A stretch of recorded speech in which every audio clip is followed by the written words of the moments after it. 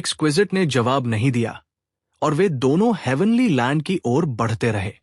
फोनिक्सेस के झुंड ऊपर उड़ रहे थे और होली स्प्रिंग्स बादलों से घिरे हवा में लटके हुए थे।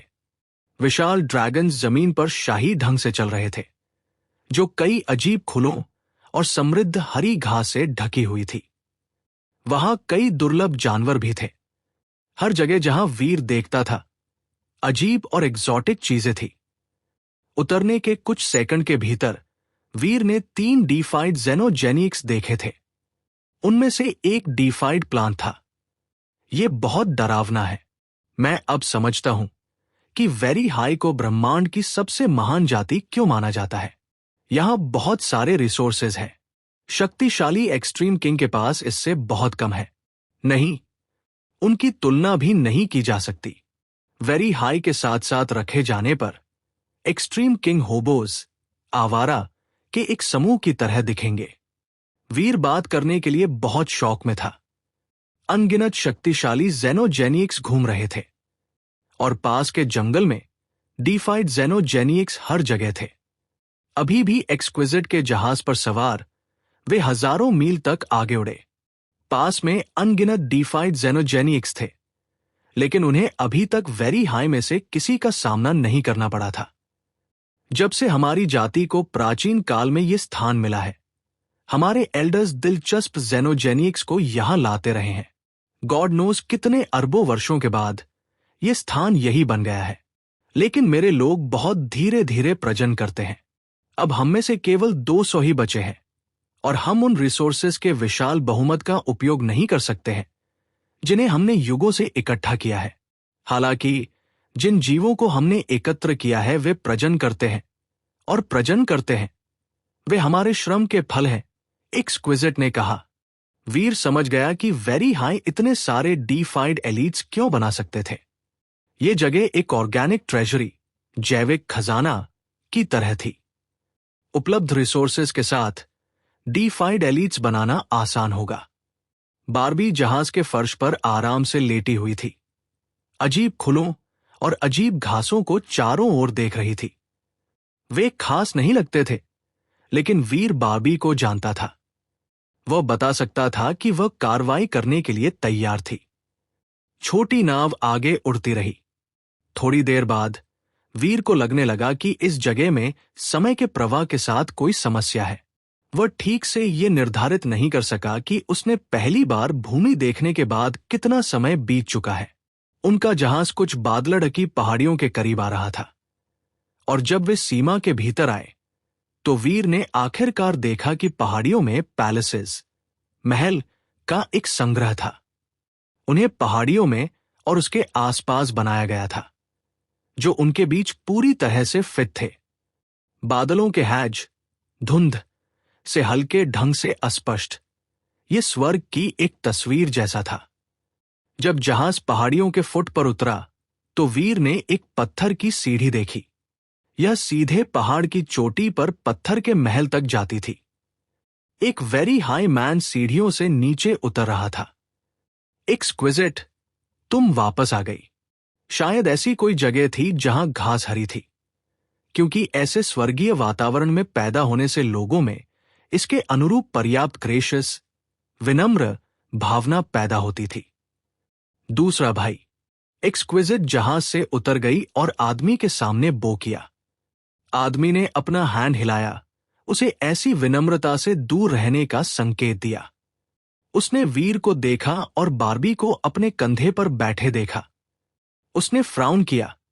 तीसरी बहन, तुम 2 लोगों को क्यों लाई हो? तुम्हारा सिल्कवॉर्म कौन सा है? ये वीर है। मैंने उसे चुना। वो उसकी बेटी है। उसे अपने साथ लाना पड़ा क्योंकि उसकी अनुपस्थिति में उसकी देखभाल करने के लिए कोई और तैयार नहीं था। एक्सक्विजिट ने समझाया। आदमी ने सिर हिलाया और वीर और बारबी को देखना बंद कर दिया।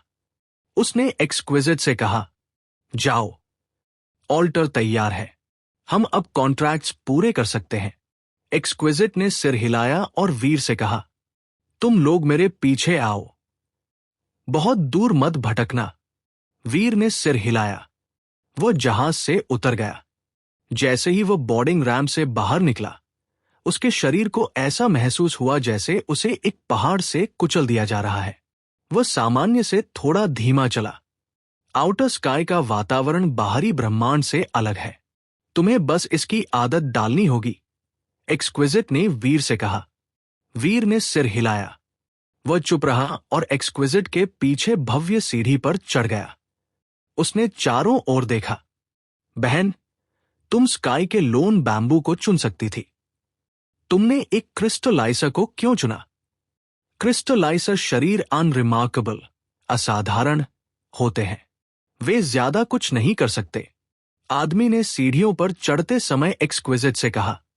वो निश्चित रूप से घुमा फिरा कर बात नहीं करता था। यह आदमी वेरी हाई में से एक जैसा क्यों नहीं दिखता? वीर ने आदमी का निरीक्षण करते हुए सोचा। आदमी के अपमान ने उसे परेशान नहीं किया था। वह लिली, बिक्सी और एक्सक्विजिट से अलग दिखता था। वो सच में काफी सामान्य दिखता था। वो अन्य वेरी हाई जितना ठंडा नहीं लगा जिसका सामना वीर ने अब तक किया था। एक्सक्विजिट ने कुछ नॉन कमिटल, अनिर्धारित कहा, स्पष्ट रूप से बातचीत में रुचि नहीं थी। वे चारों पहाड़ पर अपनी यात्रा के हाफवे पॉइंट पर पहुंचे। वहां उन्हें एक पत्थर के प्लेटफॉर्म पर एक पत्थर का पवेलियन मिला। पत्थर के पवेलियन का नाम हाफ लाइफ फेट लिखा गया था। वीर नहीं जानता था कि इसका क्या मतलब है, लेकिन जल्द ही एक और आदमी पास आया। उसने वीर की ओर अपना हैंड हिलाया और कहा, तुम एक्सक्विजिट के सिल्कवॉर्म बनने के लिए यहां आए हो। वेरी हाई के नियमों के अनुसार केवल 9 आर्मोर टैलेंट वाला कोई व्यक्ति ही कॉन्ट्रैक्ट पर हस्ताक्षर करने के लिए योग्य है। मुझे तुम्हारा टेस्ट करने दो। आदमी को नहीं लगा कि वीर का पहले ही टेस्ट किया जा चुका है। वो उसे पवेलियन तक ले गया और एक पत्थर के कैनिस्टर को खोला जो एक पत्थर की मेज से घिरा हुआ था। जब ढक्कन हटाया गया तो वीर कैनिस्टर के अंदर एक और आर्टिफैक्ट गॉड स्पिरिट टच देख सकता था। गॉड स्पिरिट टच को अपने रक्त की एक बूंद दो और परिणामों की प्रतीक्षा करो। आदमी ने वीर के लिए गॉड स्पिरिट टच की ओर इशारा किया। दूसरा भाई, उसका टेस्ट करने की कोई जरूरत नहीं है। ब्रदर बिक्सी ने पहले ही गॉड स्पिरिट टच से उसका टेस्ट कर लिया है। उसके पास 11 का आर्मोर टैलेंट फिगर है। वो सिल्कवॉर्म बनने के लिए मोर देन सूटेबल है, एक्सक्विजिट ने कहा। एक 11 आर्मोर टैलेंट। वो सिर्फ एक क्रिस्टलाइजर है। उसके पास 11 आर्मोर टैलेंट नहीं हो सकता।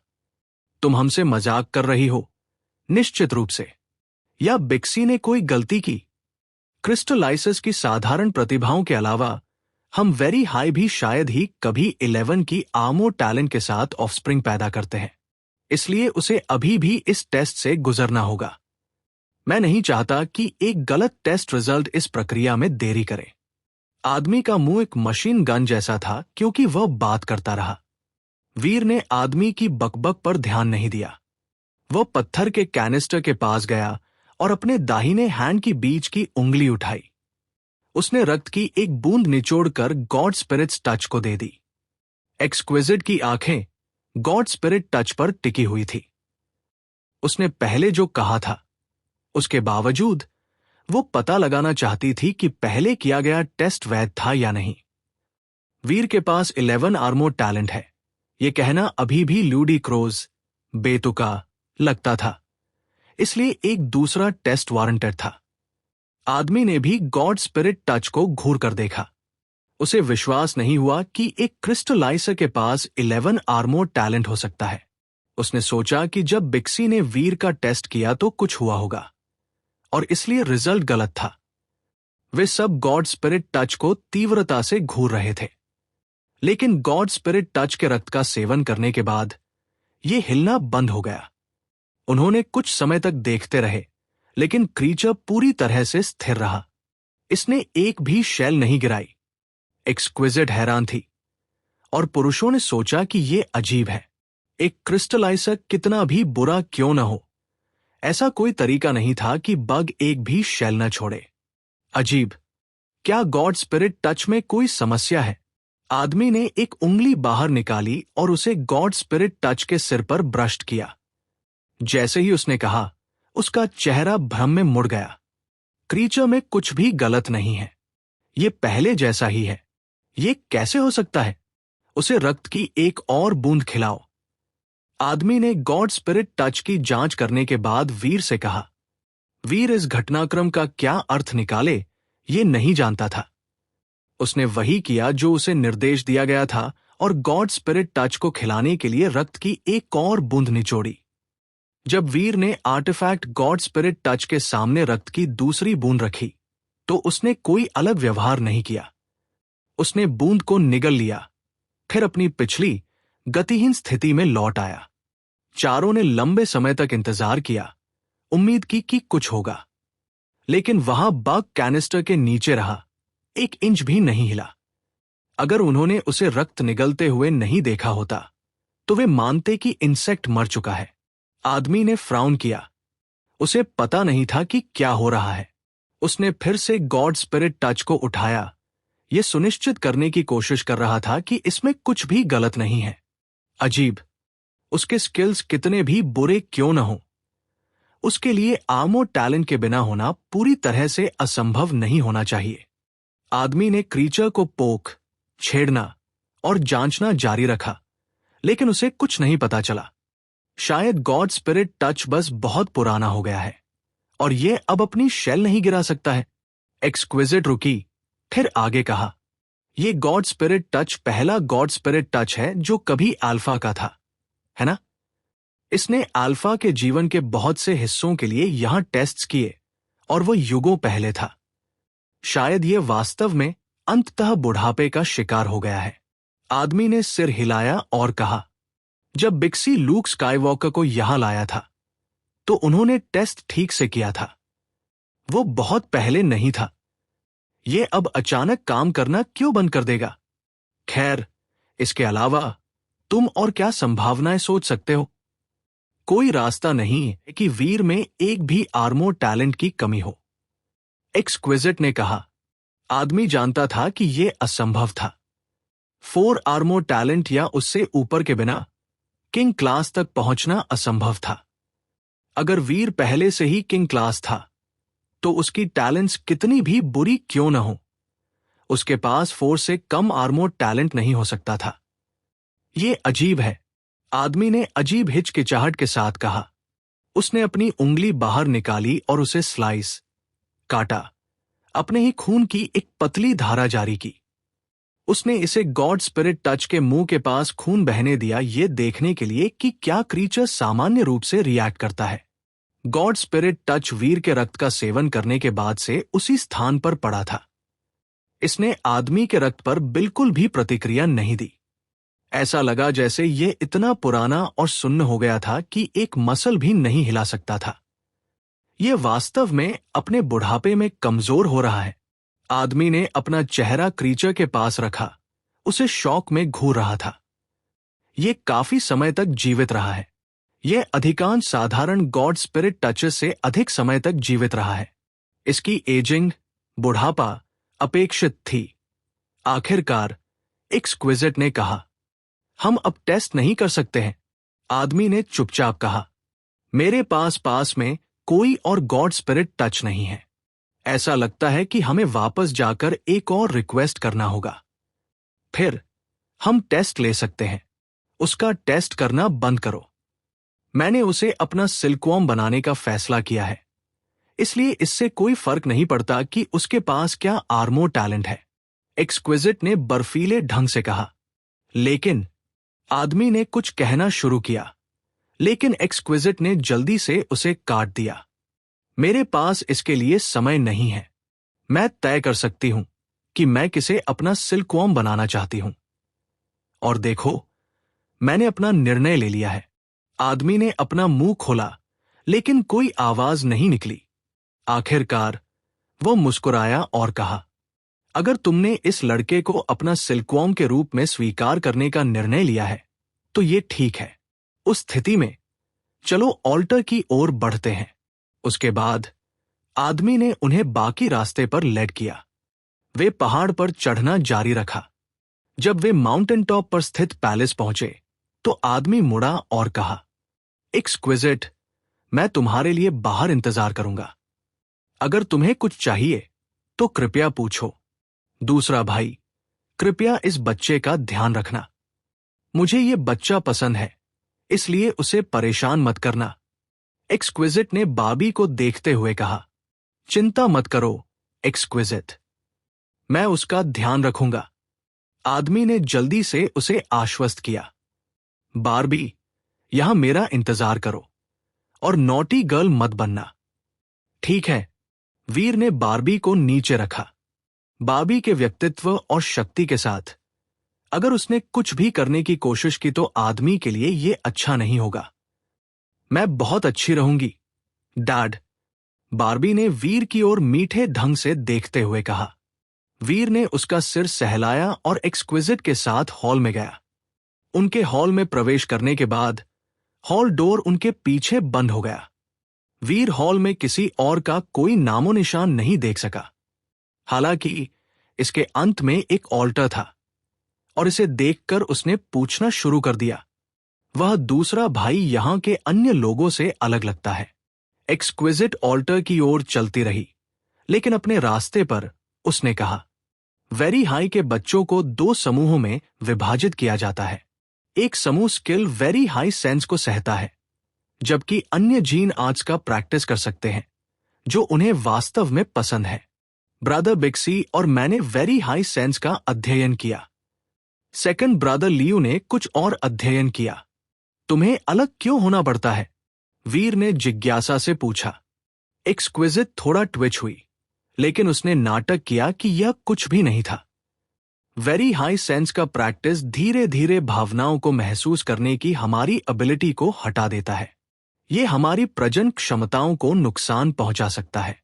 अब वीर समझ गया कि उन्हें अलग क्यों होना पड़ा। यह इसलिए था ताकि उनकी ब्लडलाइन जारी रह सके। अन्यथा अगर सभी वेरी हाई खुद को इमोशनलेस मशीन्स में बदल देते तो वे शायद बिल्कुल भी प्रजनन नहीं करते। उस स्थिति में जाति बहुत लंबे समय तक नहीं चलती। वीर ने अपना सिर उठाया। सामने वाला ऑल्टर थोड़ा अजीब लग रहा था। एक बड़ा प्लेटफॉर्म था जिसके केंद्र में एक बड़ा फर्नेस भट्ठी थी। इसके अलावा ऑल्टर खाली था। अपने रक्त की एक बूंद फर्नेस में डालो, एक्सक्विजिट ने कहा। उसने अपनी उंगली बाहर निकाली और अपना रक्त उसमें गिरा दिया। वीर जानता था कि यह आ रहा था। स्काई पैलेस लीडर ने उसे बताया था कि क्या उम्मीद करनी है। उसने अपनी उंगली उठाई और जल्दी से फर्नेस को अपने रक्त की एक बूंद प्रदान की। जब जेड फर्नेस जाहरा भट्टी ने रक्त की 2 बूंदों को लिया तो वो जल उठी। ये एक शिफ्टिंग कॉस्मिक लाइट के साथ चमकने लगी और फर्नेस के अंदर कुछ गड़गड़ाहट करने लगा। वीर ने जिज्ञासा से जेड फर्नेस को देखा। वो ये नहीं देख सका कि इसके अंदर क्या था, लेकिन फर्नेस की लाइट और उपस्थिति उसके लिए यह बताने के लिए पर्याप्त थी कि यह ब्रह्मांड के बारे में नॉलेज से भरा हुआ था।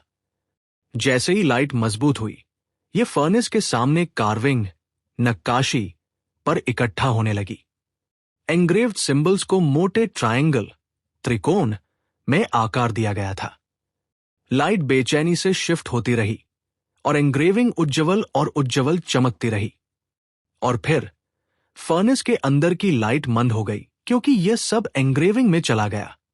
जब ट्रायंगुलर सिंबल एक सूरज की तरह जला तो एक्सक्विजिट ने कहा, अपना हैंड उस सिंबल पर रखो। कौन सा हैंड? वीर ने पलक झपकाते हुए पूछा। यह तुम पर निर्भर है, एक्सक्विजिट ने कहा। पुरुष बाईं ओर जाते हैं, महिलाएं दाईं ओर जाती हैं। उस स्थिति में मैं अपना बायां हैंड इस्तेमाल करूंगा। उसके बाद वीर ने अपना बायां हैंड ट्रायंगुलर सिंबल पर रखा। वीर को ऐसा महसूस हुआ जैसे उसने अपना हैंड लाल गर्म स्टील इस्पात के खिलाफ दबाया हो। वीर ने अपना हैंड दूर झटका और जब उसने ऐसा किया तो जेड फर्नेस के एंग्रेविंग पर लाइट गायब हो गई। एक चमकता ट्रायंगल अब उसके बाएं हैंड पर ब्रांडेड मुहर था। जब बर्निंग सेंसेशन गायब हो गई तो ट्रायंगल भी गायब हो गया। वीर को अब उसकी स्किन पर इसका कोई निशान नहीं मिल सका। क्या ये हो गया? वीर ने जिज्ञासा से एक्सक्विजिट को देखा। हाँ, ये हो गया है, एक्सक्विजिट ने सिर हिलाते हुए जवाब दिया। वीर जानता था कि इस बिंदु पर एक्सक्विजिट को वो महसूस करने में सक्षम होना चाहिए जो वो महसूस करता था, और उसका मन पढ़ सकता था। उसका मन उसके लिए एक खुली किताब होना चाहिए था। तो उसने इसे टेस्ट करने के लिए चीजों की कल्पना करना शुरू कर दिया। एक पल में एक्सक्विजिट शर्मा गई और चिल्लाई, रुको, ऐसा लगता है कि तुम वास्तव में मेरा मन पढ़ सकती हो। वीर ने एक्सक्विजिट को देखते हुए कहा, यह अच्छा है कि तुम जानते हो। उस तरह की चीजों के बारे में फिर कभी मत सोचना। एक्सक्विजिट ने कहा, उसने जो कुछ देखा था उस पर कामनेस, शांति का ढोंग करते हुए। अन्य जातियों के सिल्कवॉर्म्स को शायद पता नहीं था कि उन्हें वेरी हाई द्वारा देखा जा रहा है, लेकिन यह आश्चर्य की बात नहीं थी कि स्काई को इसके बारे में पता था। आखिरकार स्काई और वेरी हाई कभी एक ही परिवार का हिस्सा थे, और वेरी हाई ने कभी इस तथ्य को छिपाने की कोशिश नहीं की थी कि वे अपने सिल्कवॉर्म्स पर स्पाइड, जासूसी करते थे। इसलिए एक्सक्विजिट को यह अजीब नहीं लगा कि वीर इसके बारे में जानता था। चलो चलते हैं, मैं आउटर स्काई में यहां प्रैक्टिस करने में तुम्हारी मदद करूंगी। अगले 4 वर्षों के दौरान तुम्हें कितने रिसोर्सेज मिलेंगे, यह इस बात पर निर्भर करेगा कि तुम कितना अच्छा परफॉर्म करते हो। एक्सक्विजिट मुड़ी और पैलेस से बाहर निकल गई। क्या बस इतना ही है? वीर ने कुछ जिज्ञासा से उससे पूछा। खैर, तुमने और क्या उम्मीद की थी? एक्सक्विजिट ने पूछा। क्या हमें कुछ सुपरवाइजर से मिलने और अतिरिक्त रजिस्ट्रेशन प्रोसीजर्स या कुछ और से गुजरने की जरूरत नहीं है? वीर भ्रमित था। जब से वे आए थे, उसने जो एकमात्र अन्य वेरी हाई देखा था वो सेकंड ब्रदर था, और सेकंड ब्रदर शायद वेरी हाई के बीच एक महत्वपूर्ण व्यक्ति नहीं था। उसका पद निश्चित रूप से एक्सक्विजिट जितना ऊंचा नहीं था, यह निश्चित था। इन सब की कोई जरूरत नहीं है। अब जब तुम आउटर स्काई में प्रवेश कर चुके हो, तो तुम्हारी गतिविधियों पर लीडर द्वारा गहरी नजर रखी जाएगी। चूंकि तुम्हें रोकने के लिए कोई यहां नहीं आया है, इसका मतलब है कि हमारे लीडर्स ने तुम्हें अपनी अप्रूवल दे दी है। अब तुम मेरे सिल्कवॉर्म हो सकते हो और यहां आउटर स्काई में प्रैक्टिस कर सकते हो। जिस तरह से वेरी हाई चीजें करते हैं वो काफी अलग है। ये देखते हुए कि वे ब्रह्मांड की नंबर 1 जाति थे, वेरी हाई खुद को बहुत कैजुअली, आराम से संचालित कर रहे थे। लेकिन जब वीर ने उनके रिलैक्स्ड एटीट्यूड के बारे में थोड़ा और सोचा, तो उसे एहसास हुआ कि उसे इसकी उम्मीद करनी चाहिए थी। वेरी हाई अविश्वसनीय रूप से शक्तिशाली थे, लेकिन वे उनमें से बहुत नहीं थे, और उन्हें अपने रक्त को दूसरी जाति के रक्त के साथ मिलाने में कोई दिलचस्पी नहीं थी। साथ ही स्किल वेरी हाई सेंस का प्रैक्टिस करने के बाद उन्होंने चीजों की परवाह करने की अपनी एबिलिटी खो दी। वो वेरी हाई के बारे में जो जानता था, उसके आधार पर यह प्रक्रिया लॉजिकली, तार्किक रूप से आगे बढ़ रही थी। वीर के हॉल छोड़ने के बाद उसने बाबी और सेकंड ब्रदर ली यूझे को गपशप करते हुए पाया। ऐसा लगा कि वे काफी अच्छी तरह से मिल रहे थे। ये एक आश्चर्य था। ली यूझे एक्सक्विजिट के साथ जाना चाहता था, लेकिन उसने मना कर दिया। उसने विषय को और आगे नहीं बढ़ाया, और इसलिए वह तुरंत चला गया। वे एक्सक्विजिट के छोटे जहाज पर फिर से सवार हुए और हेवनली लुकिंग पैलेस से दूर पूर्व की ओर उड़ना शुरू कर दिया। बारबी, तुम ली यूझे से किस बारे में बात कर रही थी? वीर को विश्वास नहीं हुआ कि बारबी आइडल कॉन्वर्सेशन में ली यूझे को संलग्न करने के लिए काफी अच्छी होगी जब तक कि वह कुछ नहीं चाहती थी। ये ज्यादा कुछ नहीं था। वो अच्छे हैं। उन्होंने मुझसे बहुत सारे मजेदार टॉयज, खिलौने का वादा किया। बारबी ने पलक झपकाते हुए कहा। वो तुम्हें अचानक चीजें क्यों देंगे? वीर ने पूछा। उन्होंने कहा कि अगर मैं उन्हें सिस्टर एक्सक्विजिट के बारे में और बताऊंगी, तो वो मुझे खेलने के लिए और चीजें लाएंगे। बारबी ने भोलेपन से समझाया। वीर ने इसके बारे में सोचा, और उसे एक अनुमान था। अगर ली यूझे उन लोगों में से एक है जो वेरी हाई की भविष्य की पीढ़ियों के अस्तित्व को सुनिश्चित करने के लिए जिम्मेदार हैं, तो वह शायद जब वीर ने यह सोचा तो एक्सक्विजिट का चेहरा सख्त हो गया। उसने उसे घूर कर देखा और कहा, इसके बारे में सोचना भी मत, उसके पास 0 चांस है। वीर ने अपने कंधे उचकाए। वह जानता था कि उसका अनुमान सही था। जहाज 1 लाख मील तक यात्रा किया इससे पहले कि वे एक छोटी चोटी के ऊपर रुक गए। उस माउंटेन टॉप पर एक लकड़ी की इमारत और पवेलियन था। यह काफी साफ सुथरा लगा। उसने सोचा कि यह वह जगह होनी चाहिए जहां एक्सक्विजिट रहती थी। एक्सक्विजिट ने वीर को लकड़ी की इमारत के अंदर स्थापित किया, फिर चली गई। एक बार जब एक्सक्विजिट दृष्टि से पूरी तरह से चली गई तो वीर ने अपनी जेब से कुछ बाहर निकाला। स्काई पैलेस लीडर ने उसे यह दिया था। यह एक छोटी जेड फिगर, जेड आकृति थी जो उसके हैंड के आकार की थी। स्काई पैलेस लीडर ने कहा कि एक बार जब वह मुझसे कुछ दूरी पर होगी तो एक्सक्विजिट की मुझ पर मॉनिटर करने की एबिलिटी कमजोर हो जाएगी या शायद पूरी तरह से गायब हो जाएगी। हालांकि दूरी काफी होनी चाहिए। यह वह है जो स्काई पैलेस लीडर ने मुझे बताया।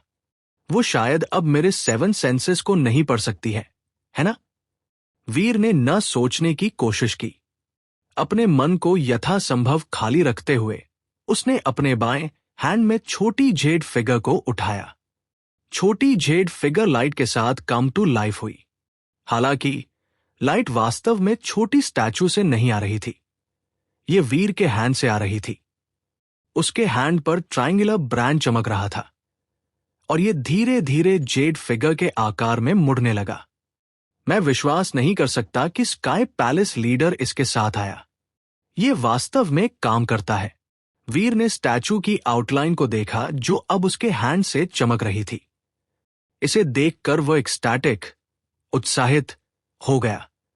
वीर को कोई पता नहीं था कि छोटी जेड फिगर वास्तव में क्या थी। स्काई पैलेस लीडर ने वीर को बताया था कि इसका उपयोग कैसे करना है, लेकिन उसने ये समझाने की जहमत नहीं उठाई थी कि डिवाइस ठीक से कैसे काम करता है। सच में छोटी जेड फिगर एक जादुई डिवाइस थी जो एक वीडियो कैमरा की तरह थोड़ा काम करती थी। हालांकि केवल दृश्य जानकारी रिकॉर्ड करने के बजाय डिवाइस वीर के 7 सेंसेस में से प्रत्येक से डेटा कैप्चर करता था। एक बार जब उसने स्टैचू को अपने हैंड पर ट्रायंगुलर ब्रांड के खिलाफ दबाया तो एक्सक्विजिट अब वह महसूस करने में सक्षम नहीं थी जो वीर वर्तमान में महसूस कर रहा था। इसके बजाय वह अब सेंसेशन के एक रिकॉर्डेड लूप का अनुभव कर रही थी। वह जानकारी जो एक्सक्विजिट अब सीख सकती थी, वो सब कुछ था जिसके बारे में वीर उसे जानने के लिए ठीक था। वीर ने स्टैचू में बहुत सारी कंटेंट रिकॉर्ड की थी, जिनमें से अधिकांश वे सेंसेशंस थे जो उसने प्रैक्टिस करते समय अनुभव किए थे। अगर एक्सक्विजिट वास्तव में उसे व्यक्तिगत रूप से नहीं देख रही थी तो वह मान लेगी कि वह ट्रेनिंग कर रहा था। चलो देखते हैं कि यह कैसे काम करता है। जैसे ही वीर ने छोटी जेड फिगर को पकड़ा, उसने अपने विचारों और सेंसेस को और रिकॉर्ड किया। एक इंसान के लिए अपनी भावनाओं को पूरी तरह से नियंत्रित करना बहुत मुश्किल था, लेकिन वीर को ऐसा करने का कुछ अनुभव था।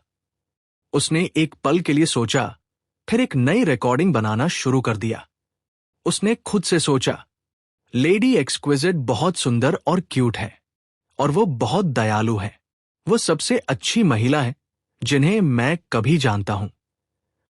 हालांकि मैं उनके साथ दोस्त नहीं बन सकता जब तक मैं उनकी रक्षा करने में सक्षम हूं। यह पर्याप्त है। रिकॉर्डिंग के बाद वीर ने दोबारा जांच की कि यह कैसे सामने आएगा।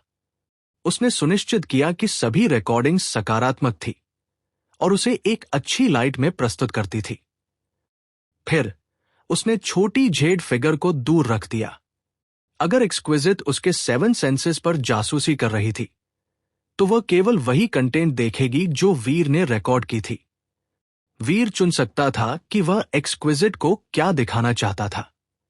बेशक अगर वे आमने सामने थे तो वीर छोटी जेड फिगर को सिंक में चलने के लिए सेट कर सकता था। इस तरह वह एक्सक्विजिट को संदेह से दूर रख सकता था। अभी स्काई पैलेस लीडर की योजना काम कर रही लगती थी। लेकिन वीर पूरी तरह से निश्चित नहीं हो सकता था। अगर एक्सक्विजिट ये पता लगाने में कामयाब रही कि वह क्या कर रहा था, तो उसे अपने मन को शील्ड करने का दूसरा तरीका खोजना होगा। जैसे ही वीर एक्सक्विजिट के लौटने का इंतजार कर रहा था ताकि वह देख सके कि उसके मन की रक्षा करने के उसके प्रयास सफल हो रहे थे या नहीं, अचानक कुछ उसकी खिड़की से अंदर उड़ गया। वीर चौंक गया। पहले उसने सोचा कि यह किसी प्रकार का ज़ेनोजेनिक है, अन्यथा यह दरवाजे के बजाय खिड़की से अंदर क्यों आता? वीर बीटालाइक बग की ओर झुक गया जो खिड़की से अंदर उड़ गया था। यह वही आर्टिफैक्ट गॉड स्पिरिट टच था जिसे वीर ने हाफ लाइफ फेट में देखा था। उसने तुरंत राहत की सांस ली। वह जानता था कि गॉड स्पिरिट टच हमला नहीं कर सकता है, इसलिए वह ज्यादा डरा नहीं था। ये यहां क्यों आया? वीर ने सोचा। गॉड स्पिरिट टच वीर के सामने उड़ गया और वीर ने अपना हैंड बाहर निकाला और बग के चारों ओर बंद कर दिया। इसने वीर के हैंड से बचने की कोशिश नहीं की। ऐसा लगा जैसे इसने उसे स्वीकार कर लिया है। तजी गॉड स्पिरिट टच वीर की हथेली में बैठ गया, फिर अपने पंख फड़फड़ाए और कुछ अजीब आवाजें निकाली। ऐसा लगा जैसे छोटा क्रीचर उसे कुछ बताना चाहता था। जैसे ही वीर सोच रहा था कि क्रीचर गॉड स्पिरिट टच क्या चाहता है, उसे अचानक एक विचार प्राप्त हुआ। मुझे अपने रक्त की कुछ और बूंदें दो। वीर चौंक गया। उसने पहले एक गॉड स्पिरिट टच का सामना किया था, इसलिए वह जानता था कि वे बुनियादी संचार में सक्षम थे। हालांकि यह गॉड स्पिरिट टच उससे कहीं अधिक मजबूत था जिसे उसने आखिरी बार देखा था। स्काई पैलेस में बिक्सी के गॉड स्पिरिट टच के विचार धुंधले और अनडिफाइंड, अपरिभाषित थे। वीर ने प्राणी के विचारों को सीधे संचार के बजाय भावनाओं के रूप में अधिक अनुभव किया था। लेकिन इस गॉड स्पिरिट टच का मन बहुत स्पष्ट था, जैसे कि वह सीधे उसके कानों में बोल रहा हो। मैं तुम्हें अपने रक्त की कुछ बूंदें क्यों दूंगा? वीर ने अपने हाथों में पकड़े हुए गॉड स्पिरिट टच को बड़े चाव से देखा। अदलाबदली गॉड स्पिरिट टच की आवाज एक बार फिर वीर के मन में आई। यह गॉड स्पिरिट टच वास्तव में संवाद कर सकता है। अगर वे काफी देर तक जीवित रहते हैं तो वे विकसित हो सकते हैं, ऐसा लगता है। यह आदमी तब था जब वेरी हाई अल्फा जीवित था। इसने वेरी हाई अल्फा के साथ पूरे ब्रह्मांड की यात्रा की होगी। यह वास्तव में विशेष है। वीर चौंक गया। तुम क्या एक्सचेंज करना चाहते हो? वीर ने पूछा। मेरा पीछा करो, गॉड स्पिरिट टच ने कहा। फिर उसने अपने पंख फड़फड़ाए और लकड़ी की इमारत से बाहर निकल गया। बारबी को ले जाते हुए वीर ने छोटे बग का पीछा करने में कोई समय नहीं गंवाया। वह यह देखने के लिए उत्सुक था कि गॉड स्पिरिट टच व्यापार में क्या पेशकश कर रहा था। एक्सक्विजिट ने उसे पहाड़ न छोड़ने की चेतावनी दी थी। अगर वह इसे छोड़ता है तो वह खतरे में पड़ सकता है, लेकिन इसने उसे गॉड स्पिरिट टच का पीछा करने से नहीं रोका। इसके अलावा जब तक वह बहुत दूर नहीं जाता तब तक उसे डरने का कोई कारण नहीं था। गॉड स्पिरिट टच बहुत तेजी से उड़ा। यह वीर से तेज था। वीर ने अपनी सारी शक्ति लगाई क्योंकि उसने इसके साथ तालमेल बिठाने के लिए संघर्ष किया। वे दिन के अधिकांश समय तक उड़े। गॉड स्पिरिट टच भी सीधी रेखा में नहीं उड़ा। यह जिगजैग्ड, टेढ़ा मेढ़ा और हर दिशा में उड़ गया। इसके अनियमित उड़ान पैटर्न ने संकेत दिया कि यह किसी चीज से बहुत डरता था। कई डीफाइड ज़ेनोजेनिक्स आउटर स्काई में स्वतंत्र रूप से घूमते थे और वीर चिंतित था कि वह उनमें से कुछ से टकरा सकता है। अगर उसे एक डीफाइड जो ट्रांसम्यूटेशन क्लास या उससे ऊपर का था का सामना करना पड़ा तो वह उससे लड़ने में असमर्थ होगा। हालांकि थोड़ी देर बाद उसकी चिंताएं कम हो गई। अपने रास्ते पर उसने ऐसे किसी भी ज़ेनोजेनिक्स पर ध्यान नहीं दिया। उसने जो एकमात्र ज़ेनोजेनिक्स देखा वो कमजोर थे जो उतना बड़ा खतरा पैदा नहीं करेंगे। अंत में गॉड स्पिरिट टच एक घाटी में रुक गया। वीर देख सकता था कि घाटी हरी भरी और वर्डेंट, हरा भरा थी। वहां बहुत सारी वेजिटेशन, वनस्पति थी जिसमें एक बड़ा बांस का जंगल भी शामिल था। बांस एक समृद्ध हरा रंग था जो जेड की तरह चमकता था। गॉड स्पिरिट टच बांस के जंगल में उड़ गया और वीर ने पीछा किया। वे बांस के जंगल के बीच में एक खाली मैदान में आए और उस मैदान में सफेद फूलों का एक पैच था। जब वीर करीब आया तो उसने देखा कि छोटे सफेद फूल साधारण से बहुत दूर थे। वे सफेद लबादे पहने हुए फ्लावर फेरीज, पुष्प परियों की तरह दिखते थे। उनके छोटे चेहरे प्यारे थे और जब वीर ने करीब से देखा तो वो उनकी छोटी पलकें भी देख सकता था, लेकिन उन फ्लावर फेरीज की आंखें बंद थी।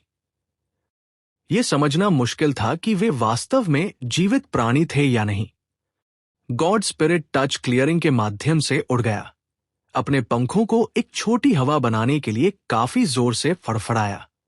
जब हवा ने फूलों को सरसराया तो उसने फ्लावर फेरीज को जगाया, लेकिन जब उन्होंने अपनी आंखें खोली तो उनके शरीर हवा में काम गए। वे सब एक साथ सिकुड़ गए जैसे कि वे किसी चीज से बहुत डरते थे। मैं इन ट्रेड में पेशकश करता हूं, गॉड स्पिरिट टच ने फूलों के पास उतरते हुए कहा। फिर से उसने वीर के साथ संवाद करने के लिए अपने मन का इस्तेमाल किया था। ये चीजें क्या हैं? वीर ने सफेद फूलों को देखा जो परियों की तरह दिखते थे। उसने उनमें से प्रत्येक के भीतर एक शक्तिशाली लाइफ फोर्स, जीवन शक्ति का पता लगाया। Flower fairies. God spirit touch ने जवाब दिया। वे क्या करते हैं? वीर ने पूछा। गॉड किंग बीज उन्हें प्यार करते हैं। गॉड स्पिरिट टच ने फिर से अपने मन के माध्यम से कहा। इसका क्या मतलब है? वीर को समझ नहीं आया। तुम उनका उपयोग गॉड किंग बीज को आकर्षित करने के लिए करते हो। तुम्हें उनकी आवश्यकता होगी। जबकि इस गॉड स्पिरिट टच के विचार वीर ने जितना उम्मीद की थी उससे कहीं अधिक स्पष्ट थे, फिर भी उसकी संचार क्षमताओं की सीमाएं थी। यह कुछ सरल कह सकता था, लेकिन एक जटिल विषय समझाना छोटे क्रीचर के लिए परे था। वीर ने सुना जैसे गॉड स्पिरिट टच समझाने की कोशिश कर रहा था। ये फेरी फ्लावर्स गॉड किंग बीज को आकर्षित कर सकते थे और गॉड किंग बीज किसी तरह वीर को लाभ पहुंचा सकते थे। बेशक यह वही था जो गॉड स्पिरिट टच का मानना था, और वीर ने कभी गॉड किंग बी के बारे में सुना भी नहीं था। इसलिए वो पूरी तरह से निश्चित नहीं हो सकता था कि बग क्या सुझाव दे रहा था वह काम करेगा। बदले में तुम कितने रक्त की मांग कर रहे हो? वीर ने गॉड स्पिरिट टच को देखते हुए पूछा। 100 बूंदें। गॉड स्पिरिट टच ने वीर के मन में कहा। वो बहुत ज्यादा है। 1 बूंद प्रति एक फूल के बारे में क्या? रुको, मुझे गिनने दो। 17 फ्लावर फेरीज है, इसलिए मैं तुम्हें रक्त की 17 बूंदें दूंगा। ये बार्गेन, मोल भाव के लिए कैसा है? हैसेन ने पूछा, अपने हैगलिंग चॉप्स को मोड़ते हुए। वीर फ्लावर फेरीज को पाने की जल्दी में नहीं था। आखिरकार उसे यकीन नहीं था कि वे अंततः किस तरह का लाभ प्रदान करेंगे। हालांकि वो गॉड स्पिरिट टच में बहुत दिलचस्पी रखता था। यह आउटर स्काई को बहुत अच्छी तरह से जानता था, इसलिए एक मौका था कि क्रीचर भविष्य में कभी काफी उपयोगी होगा। इसके साथ एक अच्छा रिश्ता बनाना बाद में काम आ सकता है। जरूर, गॉड स्पिरिट टच ने निश्चितता के साथ जवाब दिया। मैं इन चीजों का उपयोग कैसे करूं? वीर ने फेरी फ्लावर्स को देखते हुए पूछा। जड़ों को खोदो और उन्हें अपने साथ ले जाओ। गॉड स्पिरिट टच ने जवाब दिया। क्या वे मर जाएंगे? वीर ने सफेद फूलों को देखा जो परियों की तरह दिखते थे। वो खूबसूरत जीवों को जितना उसे करना था उससे ज्यादा चोट नहीं पहुंचाना चाहता था। नहीं, लेकिन जब तुम वापस जाओ तो उन्हें अपने यार्ड में लगा देना, गॉड स्पिरिट टच ने कहा। जरूर। वीर ने अपनी स्लीव्स ऊपर की और गार्डनिंग, बागवानी शुरू कर दी। उसने एक एक करके फूलों को खोदना शुरू कर दिया। रक्त, गॉड स्पिरिट टच ने अनुरोध किया, ऊपर उड़कर और वीर के हैंड के ऊपर उतर गया। वीर ने संकोच नहीं किया। उसने रक्त की 17 बूंदें निचोड़ी और उन्हें अपनी हथेली में जमा होने दिया। गॉड स्पिरिट टच एक भूखे भेड़िए की तरह रक्त पर गिर पड़ा। इसने इसे पूरी तरह से पी लिया। रक्त की 17 बूंदें तुरंत बहा दी। क्रीचर का क्रिस्टलाइन बॉडी हल्के लाल रंग का हो गया था। यह गुलाबी क्रिस्टल से बनी एक आर्टवर्क जैसा लग रहा था। वीर ने जमीन से सभी फेरी फ्लावर्स खोद दिए। हालांकि 17 अलग अलग फूल थे, उनकी जड़ें एक ही मास में एक साथ बढ़ी थी। रूट बॉल लगभग 30 सेंटीमीटर चौड़ा था। जैसे ही उसने काम किया, फेरी फ्लावर्स काम गए, डरे हुए दिख रहे थे। चिंता मत करो, मैं तुम लोगों को चोट नहीं पहुंचाना चाहता। वीर ने उन्हें एक मुस्कान के साथ सूद शांत किया। वे क्रीचर्स बहुत प्यारे थे। भले ही वे खाने योग्य होते, वीर उन्हें खाना नहीं चाहता था। गॉड स्पिरिट टच अचानक ऊपर उड़ गया और वीर के हैंड से दूर हो गया। यह जमीन पर उतर गया और रूट बॉल के बगल में मिट्टी में ड्रिलिंग शुरू कर दिया। तुम वहां क्या कर रहे हो? वीर ने जिज्ञासा से पूछा। मैं सो रहा हूं। गॉड स्पिरिट टच की आवाज उसके मन में आई। क्रीचर पहले ही मिट्टी के नीचे गायब हो चुका था, इसलिए वीर अब उसे नहीं देख सकता था। वीर ने कुछ और सवाल पूछे, लेकिन उसे गॉड स्पिरिट टच से कोई जवाब नहीं मिला। उस बिंदु पर वह जानता था कि उसे फेरी फ्लावर्स के साथ लकड़ी के घर में लौटना होगा। एक्सक्विजिट को पता होना चाहिए कि इन फेरी फ्लावर्स का उपयोग कैसे करना है। मुझे बाद में उससे पूछना होगा। वीर क्लियरिंग से बाहर उड़ गया, फिर मुड़ा और उस पहाड़ की ओर वापस चला गया जहां लकड़ी का घर था। हालांकि इससे पहले कि वीर पूरे रास्ते घर वापस आता, छोटी आर्टिफैक्ट जेड फिगर वाइब्रेटेड, कंपित हुई और जल उठी। इसका मतलब था कि एक्सक्विजिट फिर से रेंज में थी। वह वीर को फिर से सेंस कर सकती थी। जब एक्सक्विजिट लकड़ी के घर में लौटी, तो उसने फ्राउन भौहें सिकोड़ना किया। ऐसा लगा कि वीर पहले ही जा चुका था। वीर उससे जितना दूर होता, उसके साथ उसका कनेक्शन उतना ही कमजोर होता जाता।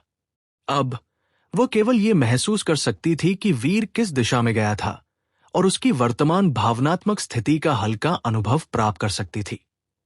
एक्सक्विजिट बस इतना ही बता सकती थी कि वीर खुश महसूस कर रहा था।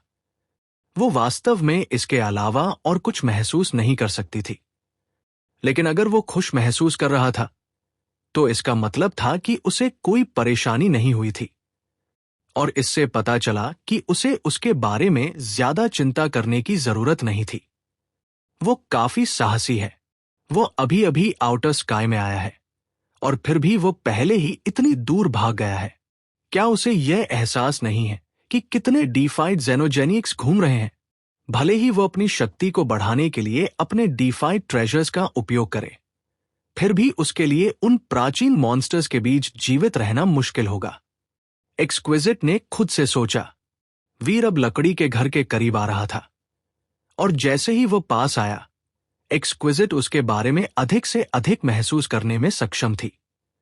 1 घंटे के बाद वो महसूस कर सकती थी कि वो फूलों का एक गुच्छा पकड़े हुए था।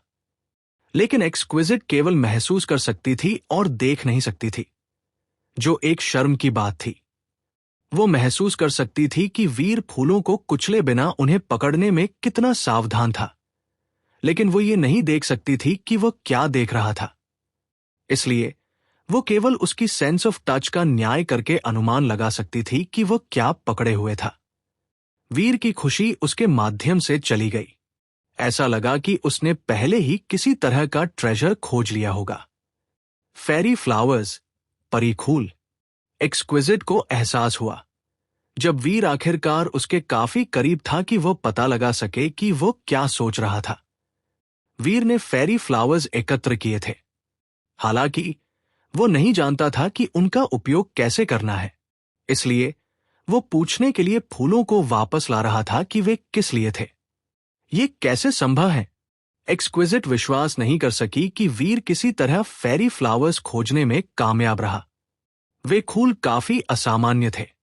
वेरी हाई में से कई फेरी फ्लावर्स चाहते थे, लेकिन अजीब पौधे अविश्वसनीय रूप से दुर्लभ थे। वीर आउटर स्काई में केवल 2 दिनों के लिए था और वह पहले ही फेरी फ्लावर्स के पार आ गया था। यह वास्तव में बहुत अजीब था। चूंकि एक्सक्विजिट अभी भी वीर को अपनी आंखों से नहीं देख सकती थी, इसलिए उसे विश्वास नहीं हुआ कि वीर ने असली फेरी फ्लावर्स की खोज की थी। उसने जो कुछ था उसके बारे में गलती की होगी। लेकिन जब वीर उसके विजन में दिखाई दिया तो एक्सक्विजिट की आंखें चौड़ी हो गई। वीर असली फेरी फ्लावर्स पकड़े हुए था, और सिर्फ एक नहीं बल्कि कई। पौधे पर 17 व्यक्तिगत फूल थे। फेरी फ्लावर्स हर 100 मिलियन वर्षों में केवल एक ही ब्लूम खिलना खोलते थे। यहां 17 फूल थे, इसलिए इसका मतलब था कि पौधा 1.7 बिलियन वर्षों से जीवित था।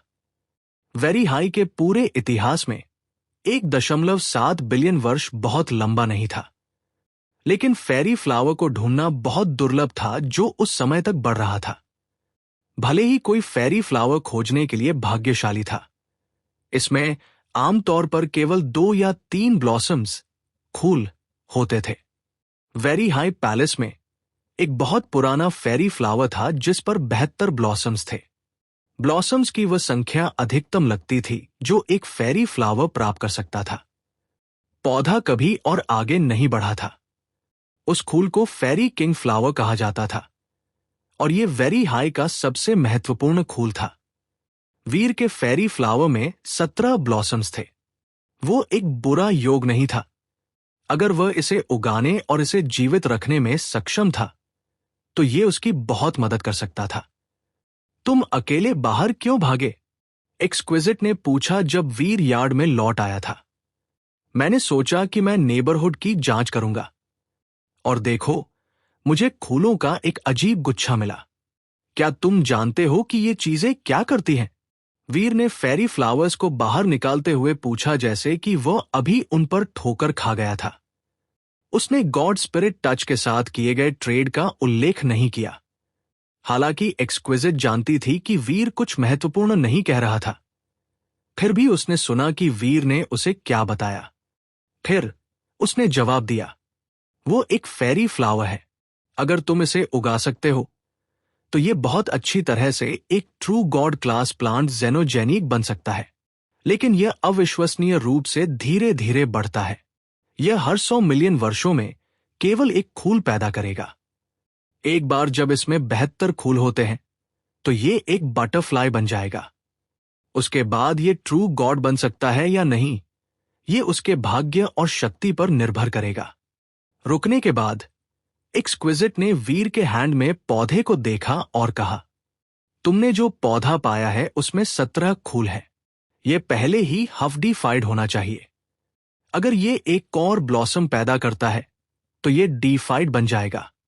प्रति फूल 100 मिलियन वर्ष। अभी एक और बढ़ भी नहीं है। मुझे डर है कि मैं इसका 18वां फूल उगाने के लिए काफी देर तक जीवित नहीं रहूंगा। वीर ने एक व्यंग्यात्मक मुस्कान के साथ कहा। 100 मिलियन वर्ष उसके इंतजार करने के लिए बहुत लंबा था। किसी भी इंसान का जीवन काल इतना लंबा नहीं था। हो सकता है कि नहीं। फेरी फ्लावर्स उनके विकास के संकेत नहीं दिखाते हैं। जब समय आएगा तो एक नया ब्लॉसम बस रातों रात उग जाएगा। हो सकता है कि यह पौधा पहले से ही एक और फूल के बहुत करीब हो। एक्सक्विजिट ने कहा, फूलों का क्या उपयोग है वैसे भी? वीर ने पूछा। एक पल के विचार के बाद एक्सक्विजिट ने उसे बताया, फूल के कई उपयोग हैं। इसका उपयोग मेडिसिन, दवा बनाने के लिए किया जा सकता है, लेकिन जब तक मेडिसिन की सख्त जरूरत ना हो, कोई भी उस उद्देश्य के लिए इसका उपयोग नहीं करेगा। इसके बजाय लोग फूलों को अपने स्वयं के गार्डन्स में ट्रांसप्लांट, प्रतिरोपित करना पसंद करते हैं।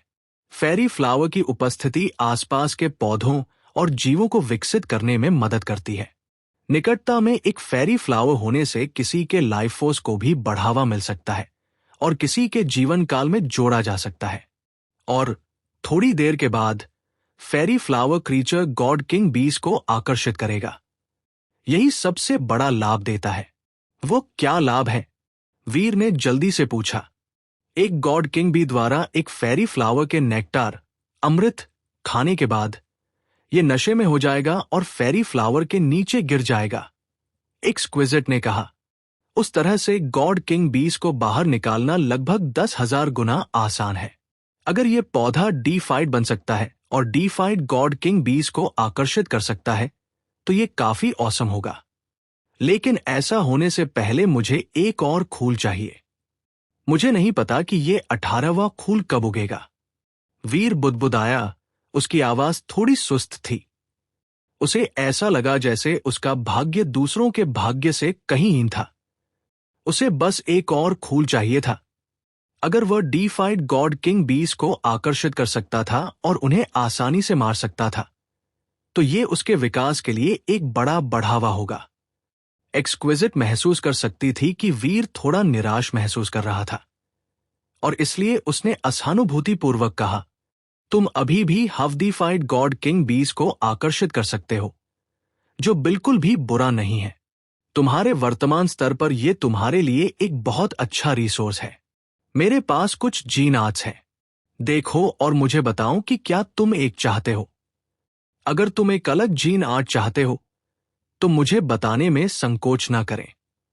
एक्सक्विजिट ने वीर की डेस्क पर कुछ किताबें रख दी।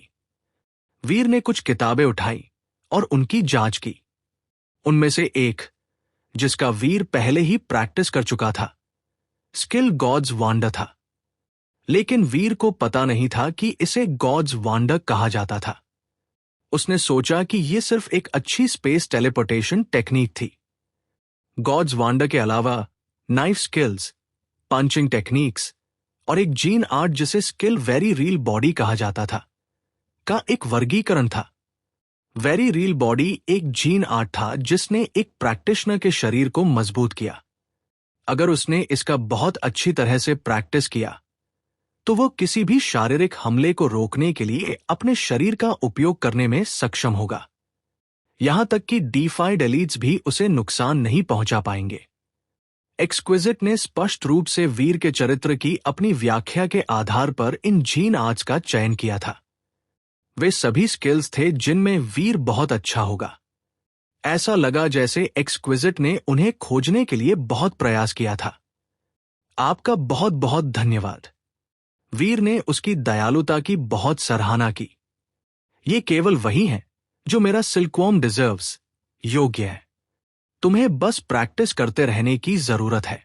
अगर तुम्हें किसी चीज की कमी है तो मुझे बताना सुनिश्चित करें। एक्सक्विजिट ने ठंडे ढंग से कहा। रुकने के बाद एक्सक्विजिट ने वेरी रियल बॉडी के टेक्स्ट पर एक नजर डाली और कहा, वेरी रियल बॉडी की यह प्रति केवल बेसिक वर्जन है। यह उन लोगों के लिए उपयुक्त है जो अभी तक डीफाइड नहीं बने हैं। अगर तुम डीफाइड बन सकते हो तो मैं तुम्हें इस जीन आर्ट का बाकी हिस्सा दिलवा सकती हूं और तुम इसके साथ डीफाइड बन सकते हो। वेरी रियल बॉडी का प्रैक्टिस बटरफ्लाई क्लास तक किया जा सकता है। यह एक जीन आर्ट है जो तुम्हारे शरीर को रीइंफोर्सेस, मजबूत करता है। मैंने देखा कि तुम्हारा शरीर मजबूत था, इसलिए मैंने सोचा कि तुम इसे भी आजमा सकते हो। वीर उससे सहमत था। उसने उसके द्वारा लाए गए जीन आर्ट्स को स्वीकार कर लिया और गार्डन में फेरी फ्लावर्स लगाए।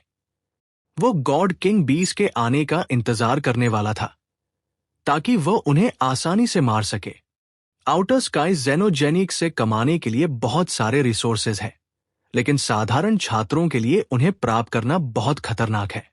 यह घर किसी भी डीफाइड जेनोजेनिक को 1000 मील के भीतर आने से रोकेगा। हालांकि अगर तुम उस रेडियस, त्रिज्या को छोड़ देते हो तो तुम्हारा क्या होगा, यह कहना मुश्किल है।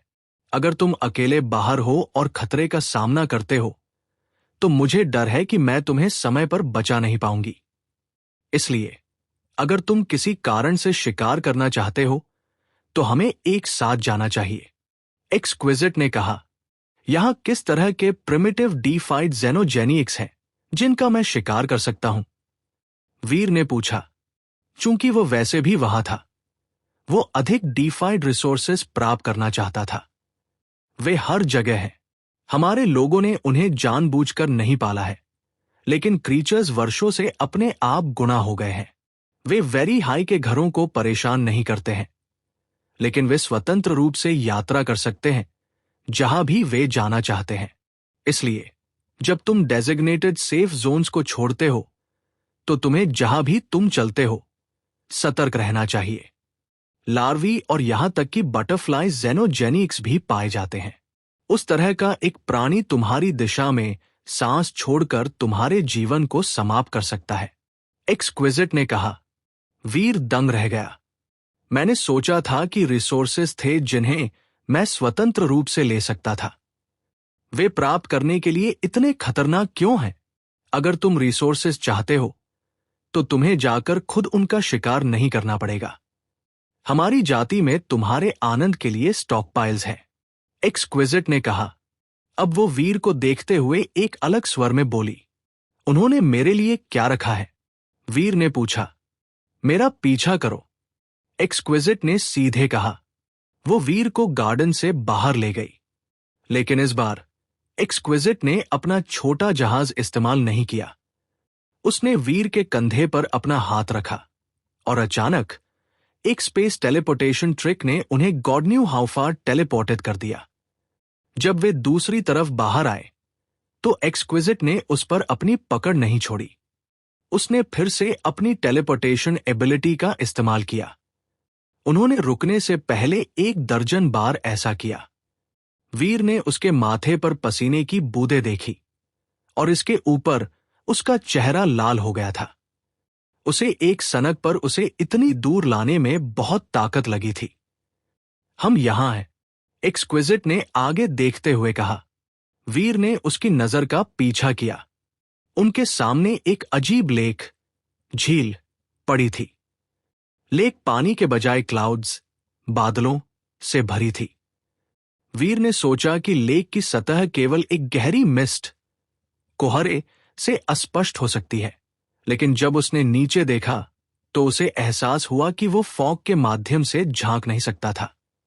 वीर की दृष्टि की शक्ति के बावजूद वह 10 मीटर से अधिक गहरा कुछ भी नहीं देख सकता था, लेकिन वे सभी 10 मीटर क्लाउड्स थे और कुछ नहीं। उस लटके हुए मिस्ट के भीतर पानी का कोई संकेत नहीं था, और कुछ जो टिमटिमा रहा था वेपर के भीतर चल रहा था। इस लेक को अंडरवर्ल्ड लेक कहा जाता है क्योंकि आउटर स्काई वास्तविक दुनिया और एंटी मैटर वर्ल्ड के बीच रहता है। कभी कभी कहा जाता है कि यह लेक वास्तविक दुनिया और एंटी मैटर वर्ल्ड के बीच एक कनेक्टिंग पॉइंट है। हमारे लिए एंटी मैटर वर्ल्ड तक पहुंचने का एक तरीका है। मुझे नहीं पता कि यह सच है, एक्सक्विजिट ने समझाया, जैसा कि उसने अजीब लेक की ओर इशारा किया। यहां पहले कोई डाइविंग करने नहीं गया है? वीर ने जिज्ञासा से पूछा। उसने एंटी मैटर वर्ल्ड्स के विभिन्न सिद्धांतों को सुना था, लेकिन उसने जो सुना था वह केवल अफवाह थी। उसे नहीं पता था कि कोई भी अफवाह सच थी या नहीं। लोग पहले अंदर गए हैं, लेकिन जो लोग नीचे जाते हैं वे कितने भी मजबूत क्यों न हो, कभी वापस नहीं आते हैं। वे फिर कभी नहीं देखे जाते हैं। एक्सक्विजिट ने कहा। उसकी आवाज इमोशनलेस थी। तो हम यहां क्यों हैं? तुम मुझे वहां नीचे नहीं भेजने वाली हो, है ना? वीर ने एक्सक्विजिट को देखा, थोड़ा चिंतित। एक्सक्विजिट हंसी और कहा, नहीं, बिल्कुल नहीं। हालांकि अंडरवर्ल्ड लेक खतरनाक हो सकता है, यह पूरी तरह से सुरक्षित है जब तक कि तुम अंदर नहीं जाते हो। हालांकि तुम मछली पकड़ने जैसी चीजें कर सकते हो। अगर तुम भाग्यशाली होते हो तो तुम वहां से कुछ मीठा खींच सकते हो। हम बादलों में मछली पकड़ सकते हैं। हम किस लिए मछली पकड़ सकते हैं? मैंने सोचा था कि तुमने कहा था कि यह एंटी मटीरियल वर्ल्ड से जुड़ा हुआ है। क्या एंटी मटीरियल वर्ल्ड मछली और झींगा से भरा हुआ है या कुछ और? वीर ने एक्सक्विजिट पर एक आईब्रो उठाते हुए पूछा। जवाब देने के बजाय एक्सक्विजिट ने सिल्क लाइक वायर का एक स्पूल, चरखी निकाला और इसे वीर के हाथों में धकेल दिया। अगले कुछ दिनों में तुम्हें एक लोड ऑफ करना चाहिए और यहां मछली पकड़नी चाहिए। एक बार जब तुम कुछ पकड़ लेते हो तो तुम्हारे लिए यह समझना आसान हो जाएगा कि क्या हो रहा है। वीर ने स्पूल ऑफ सिल्क को देखा और देखा कि लाइन एक बाल जितनी पतली थी। ये भूरे रंग का लग रहा था। यह असली रेशम जितना चमकदार नहीं था। वास्तव में यह काफी सुस्त लग रहा था। वीर ने थ्रेड की जांच करना जारी रखा। यह पूरी स्थिति अजीब थी। उसने उसे एक मछली पकड़ने वाली छड़ी नहीं दी थी और लाइन पर एक हुक भी नहीं था। यहां तक कि जियांग तैगोंग भी ऐसे आदिम उपकरणों के साथ उत्कृष्टता प्राप्त नहीं करेगा। हालांकि उस आदमी के पास अपनी लाइन के लिए एक हुक नहीं था, उसके पास कम से कम एक उचित रॉड थी। वीर को कुछ नहीं दिया गया था। उसके पास बस एक वायर था। कोई मछली का हुक नहीं है और न ही कोई बेट, चारा है। मैं इससे कुछ भी कैसे मछली पकड़ने वाला हूं? वीर ने एक्सक्विजिट को संदेह से देखते हुए पूछा, लेकिन उसके पास उसे ऐसा उपकरण देने के अपने कारण रहे होंगे। इस पर अपना कुछ रक्त डालो और इसे आजमाओ, एक्सक्विजिट ने निर्देश दिया। वीर ने वायर पर अपने रक्त की एक बूंद डाली और खुद से सोचा, क्या यह वेरी हाई है या वैम्पायर्स, पिशाचों का एक एनक्लेव? यहां सब कुछ रक्त की आवश्यकता है। एक्सक्विजिट महसूस कर सकती थी कि वीर क्या सोच रहा था और इसलिए उसने ब्लिंक किया और कहा, वास्तव में इसे वास्तव में रक्त की आवश्यकता नहीं है। इसे बस तुम्हारे जीन्स की आवश्यकता है, एक रूप या किसी अन्य में। रक्त सबसे आसान है। इसलिए वीर खुद को स्पीचलेस पाया, लेकिन वह उससे बहस करने के मूड में नहीं था। लाइन ने वीर के रक्त को अवशोषित कर लिया और फिर यह झटका लगा और उसके हैंड से ऊपर उड़ गया। लाइन वीर के बालों के बीच नेसल्ड बस गई, फिर गायब हो गई। वीर चौंक गया। उसे एहसास हुआ कि अब उसके बालों में चांदी का एक ही स्ट्रैंड लड़ी था। यह वही सिल्क था जो उसे अभी मिला था, लेकिन अब सिल्क का टुकड़ा वीर के मन से जुड़ा हुआ लग रहा था। सिल्क किसी भी मानसिक निर्देश का पालन करता था जो वीर इसे देता था। यह उतना ही लंबा या छोटा हो सकता था जितना उसने इसे कमांड किया था। ऐसा लगा जैसे यह जीवित था। यह क्या चीज है? वीर ने एक्सक्विजिट की ओर मुड़कर फिर से पूछा। यह एक जेनोजेनिक ट्रेजर है जिसे अंडरवर्ल्ड सिल्क कहा जाता है, एक्सक्विजिट ने समझाया। यह अंडरवर्ल्ड लेक से क्लाउड सिल्क एसेंस से बना है। इस आइटम के कोई टीयर्स नहीं है और तुम इससे हमला नहीं कर सकते हो। इसकी फिटनेस भी उच्च नहीं है, यहां तक कि एक साधारण व्यक्ति भी इसे आसानी से फाड़ सकता है। लेकिन यह एकमात्र चीज है जो अंडरवर्ल्ड लेक से वापस आ सकती है। तुम अंडरवर्ल्ड लेक में मछली पकड़ने के लिए इसका उपयोग कर सकते हो। तो मैं मछली के चारे के लिए अपने रक्त का उपयोग क्यों कर रहा हूं? वीर खुश नहीं था। एक्सक्विजिट उसे सब कुछ अपफ्रंट बताने के बजाय एक समय में चीजों की थोड़ी व्याख्या कर रही थी। वीर इसका बहुत बड़ा प्रशंसक नहीं था। तुम्हें बेट की आवश्यकता नहीं है। तुम्हारे जीन्स अब अंडरवर्ल्ड सिल्क का एक हिस्सा है। तुम्हारी उपस्थिति अब इसमें है और वो उपस्थिति तुम्हारा बेट है। रुकने के बाद एक्सक्विजिट ने आगे कहा, मेरे पास अभी भी चीजें हैं जो मुझे करनी है और मुझे थोड़ी देर के लिए कहीं और जरूरत है। जब तक मैं वापस नहीं आती, मुझे उम्मीद है कि तुम यहां मछली पकड़ रहे होगे। इस जगह से बहुत दूर मत जाना। इस क्षेत्र में बहुत सारे जेनोजेनिक्स हैं। वे अंडरवर्ल्ड लेक के किनारों पर नहीं आएंगे, इसलिए यहां रहना तुम्हारे लिए सबसे सुरक्षित जगह है। मैं भी मछली पकड़ना चाहूंगी, बार्बी ने कहा। उसने बोलते समय सीधे एक्सक्विजिट को घूर कर देखा। हमारे पास खर्च करने के लिए केवल यही अंडरवर्ल्ड सिल्क्स है। मैं अगली बार तुम्हारे लिए एक और लाऊंगी, एक्सक्विजिट ने बार्बी से कहा। इससे पहले कि वीर कुछ कह पाता, उसने अपनी स्पेस टेलीपोर्टेशन का इस्तेमाल किया और गायब हो गई। वीर का दिल उछल गया। अंडरवर्ल्ड सिल्क उसकी हैंड से आगे और उसके पैरों तक फैल गया। यह अंडरवर्ल्ड लेक में नीचे स्नैक गया। क्या मैं वास्तव में वहां से कुछ मछली पकड़ सकता हूं? वीर ने अंडरवर्ल्ड सिल्क के स्ट्रैंड को देखा जो अब चुपचाप अंडरवर्ल्ड लेक में गायब हो गया था। वीर को इस बारे में गंभीर संदेह था। वीर थोड़ा उत्सुक था।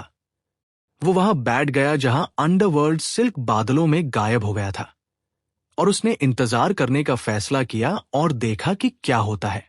लेकिन एक पूरा घंटा इंतजार करने के बाद भी अंडरवर्ल्ड सिल्क 1 इंच भी नहीं हिला था। वो ये नहीं बता सकता था कि यह काम कर रहा था या नहीं। एक्सक्विजिट मेरे धैर्य की परीक्षा लेने की कोशिश नहीं कर रही है ना? वीर ने खुद से सोचा। और फिर उसने बारबी को देखा और कहा, बारबी, क्या तुम्हें मछली पकड़ना पसंद है? हाँ, मैं चाहूंगी, बारबी ने सिर हिलाते हुए कहा। उस स्थिति में मैं इसे तुम्हें दूंगा। वीर ने अपना अंडरवर्ल्ड सिल्क सौंप दिया। चिंता मत करो डैड, मैं तुम्हारे लिए कुछ सुपर बिग फिश पकड़ने जा रही हूं। बारबी ने कहा। वो लंबे समय से मछली पकड़ने की कोशिश करना चाहती थी और अब वीर एक लंबे समय से प्रतीक्षित वादे पर अच्छा प्रदर्शन कर रहा था। निश्चित रूप से तुम करोगी, वीर ने उत्साहपूर्वक कहा। उसकी उम्मीदों को कुचलना नहीं चाहता था, लेकिन अंदर वो सोच रहा था, कोई हुक नहीं है और कोई बेट नहीं है। तुम इस लेक से कुछ भी बाहर नहीं खींच पाओगी। क्या तुम वास्तव में सोचती हो कि तुम जियांग तैगोम हो, जो केवल एक रॉड और लाइन के साथ मछली पकड़ सकता है? जब वह मछली पकड़ रही थी तब बारबी के चेहरे पर एक सख्त और गंभीर रूप था। इस बीच वीर ने स्किल वेरी रील बॉडी के पार्ट को पलटना शुरू कर दिया। नाइफ स्किल्स और पंचिंग टेक्निक्स अच्छे थे। वे निश्चित रूप से टॉप डॉग जीन आर्ट्स थे, लेकिन वीर के नाइफ स्किल्स और बॉक्सिंग टैलेंट्स पहले से ही हाई क्लास थे। उसे केवल उन स्किल्स पर संक्षेप में देखने की जरूरत थी जो एक्सक्विजिट उसके लिए लाई थी। उन्हें किसी भी गंभीरता के साथ प्रैक्टिस करने का कोई मतलब नहीं था। वीर ने पहले ही स्किल गॉड्स वांडर के उपयोग में ट्रेन कर लिया था। उसे बस धीरे धीरे एक्सक्विजिट को इसके साथ अपनी प्रवीणता प्रकट करने की आवश्यकता थी। हालांकि वीर को स्किल वेरी रील बॉडी बेहद दिलचस्प लगा। ये एक स्किल था जो उसके शरीर को रीइंफोर्स कर सकता था और साथ ही ये उसके शरीर को एक वेपन, हथियार बना सकता था। हालांकि वेरी रील बॉडी को प्रैक्टिशनर की बेस लेवल स्ट्रेंथ के लिए एक उच्च आवश्यकता थी। यहां तक कि साधारण डीफाइड्स में भी वेरी रील बॉडी के शुरुआती स्तर के लिए अपेक्षित शारीरिक शक्ति नहीं हो सकती है। दूसरी ओर वीर का शरीर किसी भी हफ्डी फाइट से अधिक मजबूत था। उसके 4 जीन आर्ट्स द्वारा प्रदान की गई शक्ति कुछ ऐसी नहीं थी जिसका साधारण क्रीचर्स मुकाबला कर सके। तो उसके लिए वेरी रील बॉडी की आवश्यकताओं को पूरा करना बहुत मुश्किल नहीं था। वास्तव में यही कारण था कि एक्सक्विजिट ने उसे वेरी रील बॉडी दिया था। एक एक्सट्रीम बॉडी एक ब्लेड के रूप में काम करता है। एक बार जब मैं इस जीन आर्ट को सीखता हूं तो मुझे एक ही स्तर के दूसरों से लड़ने में सक्षम होना चाहिए, भले ही वे एक जेनोजेनिक वेपन का उपयोग कर रहे हों। वो बहुत अच्छा है। वीर ने इसे एक बार पढ़ने के बाद उसने वेरी रील बॉडी का प्रैक्टिस करना शुरू कर दिया। लेकिन वीर को इस जीन आर्ट के साथ प्रैक्टिस करने और टैलेंटेड बनने में बहुत लंबा समय लगेगा। यह एक ऐसा कार्य नहीं था जिसे वह एक दिन में पूरा कर सकता था और इसलिए वीर जल्दबाजी में नहीं था। उसने धीरे धीरे ट्रेन किया और उसने इस बीच हार्ट कनेक्शन का भी प्रैक्टिस किया। वीर ने छोटी जेड फिगर को फिशिंग मोड में सेट कर दिया। भले ही एक्सक्विजिट ने अपना ध्यान उस पर वापस कर दिया, वो केवल उसे मछली पकड़ने का अनुभव करेगी। उसे ये एहसास नहीं होगा कि बारबी उसके लिए मछली पकड़ रही थी। बारबी अभी भी मछली पकड़ने के बारे में उतनी ही गंभीर थी जितनी जब उसने शुरुआत की थी। वीर हैरान था। उसे उम्मीद नहीं थी कि सामान्य रूप से रामबंशियस अशांत बारबी मछली पकड़ने की धीमी, धैर्य परीक्षण, शांत कला के साथ समय बिताने के लिए संतुष्ट होगी। कितना शर्मनाक! यह फिशिंग लाइन पूरी तरह से बेकार लगती है। वीर ने सोचा कि एक्सक्विजिट वास्तव में उसके धैर्य की परीक्षा ले रही थी। कोई रास्ता नहीं था कि वे कुछ भी रीलिंग कर रहे होंगे। डैड, डैड, मेरी लाइन पर कुछ है, बारबी अचानक खुशी से चिल्लाई। उसने अपनी उन छोटी हाथों से जीवन भर के लिए अंडरवर्ल्ड सिल्क को पकड़ रखा था। नहीं, तुमने वास्तव में कुछ पकड़ा है, वीर ने जल्दी से अंडरवर्ल्ड लेक को देखा। उसने देखा कि लेक का मिस्ट अंडरवर्ल्ड सिल्क के चारों ओर घूम रहा था। मिस्ट अधिक बादलदार हो गया था, जैसे कि वास्तव में वहां नीचे कुछ चल रहा था। लाइन खींचो, लाइन खींचो। वीर बाबी के पीछे भागा और उसके साथ अंडरवर्ल्ड सिल्क को वापस रीलिंग करना शुरू कर दिया। दूसरी तरफ जो कुछ भी था वह काफी भारी था और वीर चिंतित था कि अंडरवर्ल्ड सिल्क टूट सकता है। सौभाग्य से उसकी चिंताएं सच नहीं हुई।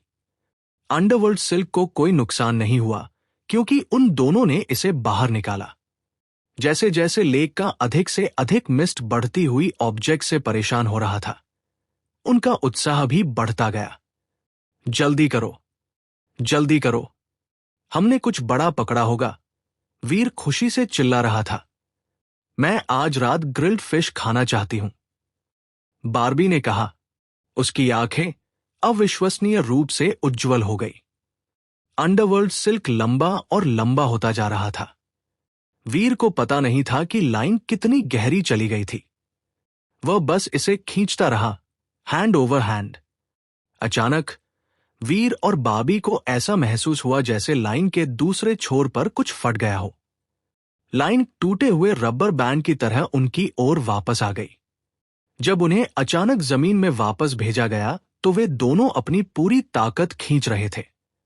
बार्बी वीर की छाती में गोली मार दी और फिर उन दोनों ने कुछ देखा जो अंडरवर्ल्ड सिल्क के साथ लेक से उभरा। ये ऊपर हवा में खूबसूरती से आस्ट हुआ, फिर एक रिंगिंग नॉइज के साथ उनके बगल में उतरा। उन दोनों ने जल्दी से अपना सिर घुमाया। उन्होंने जमीन से बाहर चिपकी हुई एक विशाल गोल्ड स्वॉर्ड, सोने की तलवार देखी। उसका हर इंच लाइट में चमक रहा था। हे भगवान, क्या हम मछली पकड़ रहे हैं? हमने अभी अभी एक विशाल स्वॉर्ड में रील क्यों किया? वीर ने शौक के साथ विशाल, शानदार स्वॉर्ड को देखा। विशाल स्वॉर्ड ने वीर को यह महसूस कराया कि वह किसी अमीर व्यक्ति के स्वामित्व वाली चीज को देख रहा था। पूरी चीज गोल्ड से बनी थी और यह अविश्वसनीय रूप से भारी लग रही थी। यह लगभग 1.5 मीटर लंबा था और ब्लेड 1 फुट चौड़ा था। यह एक छोटे डोर जैसा लग रहा था। स्वॉर्ड में कुछ एंग्रेविंग्स, नक्काशी की गई थी। एक फिनिक्स का चित्रण था और धातु में जूल्स जड़े हुए थे। स्वॉर्ड बहुत शानदार लग रहा था, खासकर हैंडल का केंद्र, जिसमें एक मुट्ठी के आकार का गोल्ड ज्वेल था। वीर ने अपने समय में बहुत सारे वेपन्स देखे थे, लेकिन उसने कभी ऐसा वेपन नहीं देखा था जो इतना शानदार लगे। तुम इस तरह की चीज को कैसे मछली पकड़ सकते हो? वीर बुदबुदाया जैसे वो खड़ा हुआ। वह बड़े गोल्ड स्वॉर्ड के सामने चला गया। उसने ये देखने के लिए हैंडल तक पहुंचा कि यह किस तरह का वेपन था। पैंग! जैसे ही वीर के हैंड ने पम्मेल, तलवार की मूठ, को छुआ, शानदार गोल्ड स्वॉर्ड जोर से चमका। वीर को ऐसा महसूस हुआ जैसे एक इलेक्ट्रिक करंट उसके माध्यम से चल रहा था। उसके पूरे शरीर को हवा के माध्यम से फेंका गया था। रुकने से पहले वह 100 मीटर तक लुढ़का। ओह नहीं, ये एक डीफाइड ट्रेजर है। वीर ने खुद को जमीन से उठाया। उसका पूरा शरीर राख से ढका हुआ था और उसके मुंह से खून टपक रहा था। हालांकि वो खुश दिख रहा था। उसकी उल्लेखनीय फिटनेस के बावजूद ब्लेड अभी भी उसे दूर फेंकने और एक स्पर्श के साथ इतना नुकसान पहुंचाने में सक्षम था। यह निश्चित रूप से एक डीफाइड ट्रेजर था। एक निचले रैंक की कोई भी आइटम उतनी शक्ति नहीं रख सकती थी। तुम यहां से डीफाइड ट्रेजर मछली पकड़ सकते हो। गंभीरता से वीर शानदार स्वॉर्ड की ओर वापस भागा। वो अभी भी विश्वास नहीं कर सकता था कि वो क्या देख रहा था। वीर ने चमकते स्वॉर्ड को घूर कर देखा और उसने आखिरकार स्वीकार कर लिया कि एक्सक्विजिट सिर्फ उसके धैर्य की परीक्षा नहीं ले रही थी। वास्तव में शक्तिशाली ट्रेजर्स थे जिन्हें इस लेक से खींचा जा सकता था। जाहिर है, उनमें से कुछ डीफाइड भी थे। कोई आश्चर्य नहीं कि वेरी हाई इतने मजबूत हैं। इस लेक से डीफाइड ट्रेजर्स खींचे जा सकते हैं। ये वास्तविक नहीं हो सकता है, निश्चित रूप से। वीर को ऐसा महसूस हुआ जैसे उसका दिल उसकी छाती से बाहर कूदने वाला था। इस डीफाइड ट्रेजर को प्राप्त करने में उन्हें आधा दिन लगा था। अगर वे कुछ महीनों तक वहां मछली पकड़ते थे तो वे सभी प्रकार के डीफाइड किट में ब्लिंग्ड अप होंगे। लेकिन जब वीर फिर से गोल्ड स्वॉर्ड को पकड़ने गया तो शानदार वेपन ने उसे फिर से दूर उछाल दिया। वीर ने इसे पकड़ने की कोशिश करने के लिए अपनी सारी शक्ति का इस्तेमाल किया, लेकिन अफसोस वह नहीं कर सका। हालांकि जब बार्बी ने इसे छुआ तो खूबसूरत गोल्ड स्वॉर्ड उसके हाथों में आराम से विश्राम करता हुआ दिखाई दिया। और ये छोटा भी हो गया। ये तब तक सिकुड़ गया जब तक कि यह उसके छोटे आकार के लिए पूरी तरह से उपयुक्त नहीं लग गया। ये केवल उस व्यक्ति द्वारा उपयोग नहीं किया जा सकता है जिसने इसे मछली पकड़ा है, निश्चित रूप से। इसके बारे में सोचने के बाद वीर ने अपने अंडरवर्ल्ड सिल्क को फिर से लेक में फेंक दिया। उसने अंडरवर्ल्ड लेक को देखा और सोचा, आओ बेबी, मुझे भी एक बड़ी गोल्ड स्वॉर्ड दो। मुझे बुरा नहीं लगता अगर ये मुझे अमीर दिखता है। जब संभावित रिवॉर्ड, इनाम काफी अधिक था तो वीर एक बहुत ही पेशेंट, धैर्यवान व्यक्ति हो सकता था। वह लेक के पास बैठ गया और वह आधे दिन तक नहीं हिला। वास्तव में उस पूरे समय में उसने पलक भी नहीं झपकाई। उसे उम्मीद थी कि वह कुछ मछली पकड़ने में सक्षम होगा। बार्बी ने अपनी गोल्ड स्वॉर्ड को चारों ओर घुमाया, लापरवाही से उसके साथ खेल रही थी। लेकिन थोड़ी देर बाद वो हथियार से थक गई। उसने इसे अपने छोटे गोड के अंदर रख दिया। वह अपने जबड़े पर हाथ रखकर वीर के बगल में लौट आई। उसने उसे मछली पकड़ते देखा। वीर को गोल्ड स्वॉर्ड का उपयोग करने की उसकी एबिलिटी से बहुत ईर्ष्या थी, लेकिन वह इसके बारे में कुछ नहीं कर सकता था। यह वैसा ही था जब उसे आर्टिफैक्ट वाइन स्ट्रिंग का उपयोग करने की आवश्यकता थी। वह पौराणिक धनुष को फायर करने में सक्षम था, लेकिन उसने अपनी इच्छा का पालन करने के कारण 6 कोर स्नेक बो का उपयोग करना पसंद किया। क्या यह लेक केवल बिग गोल्ड सोर्ड्स को ही रखता है? वीर ने सोचा। हालांकि उसे नहीं लगा कि चीजें इतनी सरल होंगी। अगर डीफाइड ट्रेजर्स प्राप्त करना इतना आसान होता तो वेरी हाई को सेक्रेट द्वारा बहुत पहले नहीं पीटा गया होता। जब वीर गहरे विचार में था तो उसने अपने अंडरवर्ल्ड सिल्क को ट्विच, फड़कना महसूस किया। वाइब्रेशन धीरे से उसकी उंगलियों के माध्यम से चली गई। मुझे कुछ मिला। वीर कूद गया। उसने जल्दी से अंडरवर्ल्ड सिल्क को वापस खींच लिया और उसे रीलिंग करना शुरू कर दिया। हालांकि यह पिछली बार जितना भारी महसूस नहीं हुआ। थोड़ा प्रतिरोध था, इसलिए जो कुछ भी था उसे हल्का होना था। वीर ने खुद से सोचा, ऐसा नहीं लगता कि ये एक और विशाल स्वॉर्ड है। क्या ये इसके बजाय एक डैगर, कटार हो सकता है, या शायद एक एरो? ये कुछ होना चाहिए। अगर ये एक छोटी आइटम है तो शायद मैं इसे अपने 6 कोर स्नेक बो के साथ उपयोग कर सकता हूं। कम से कम बार्बी ने खुशी से वीर को लाइन खींचने में मदद की। उन दोनों के एक साथ काम करने से उन्हें मिस्ट से अपनी कैच बाहर निकालने में देर नहीं लगी। पिछली बार की तरह जब उन्होंने लेक से कुछ बाहर निकाला तो ऐसा महसूस हुआ जैसे एक इलास्टिक बैंड टूट गया हो। अंडरवर्ल्ड सिल्क अचानक ऊपर उछल गया। हालांकि वीर इस बार तैयार था।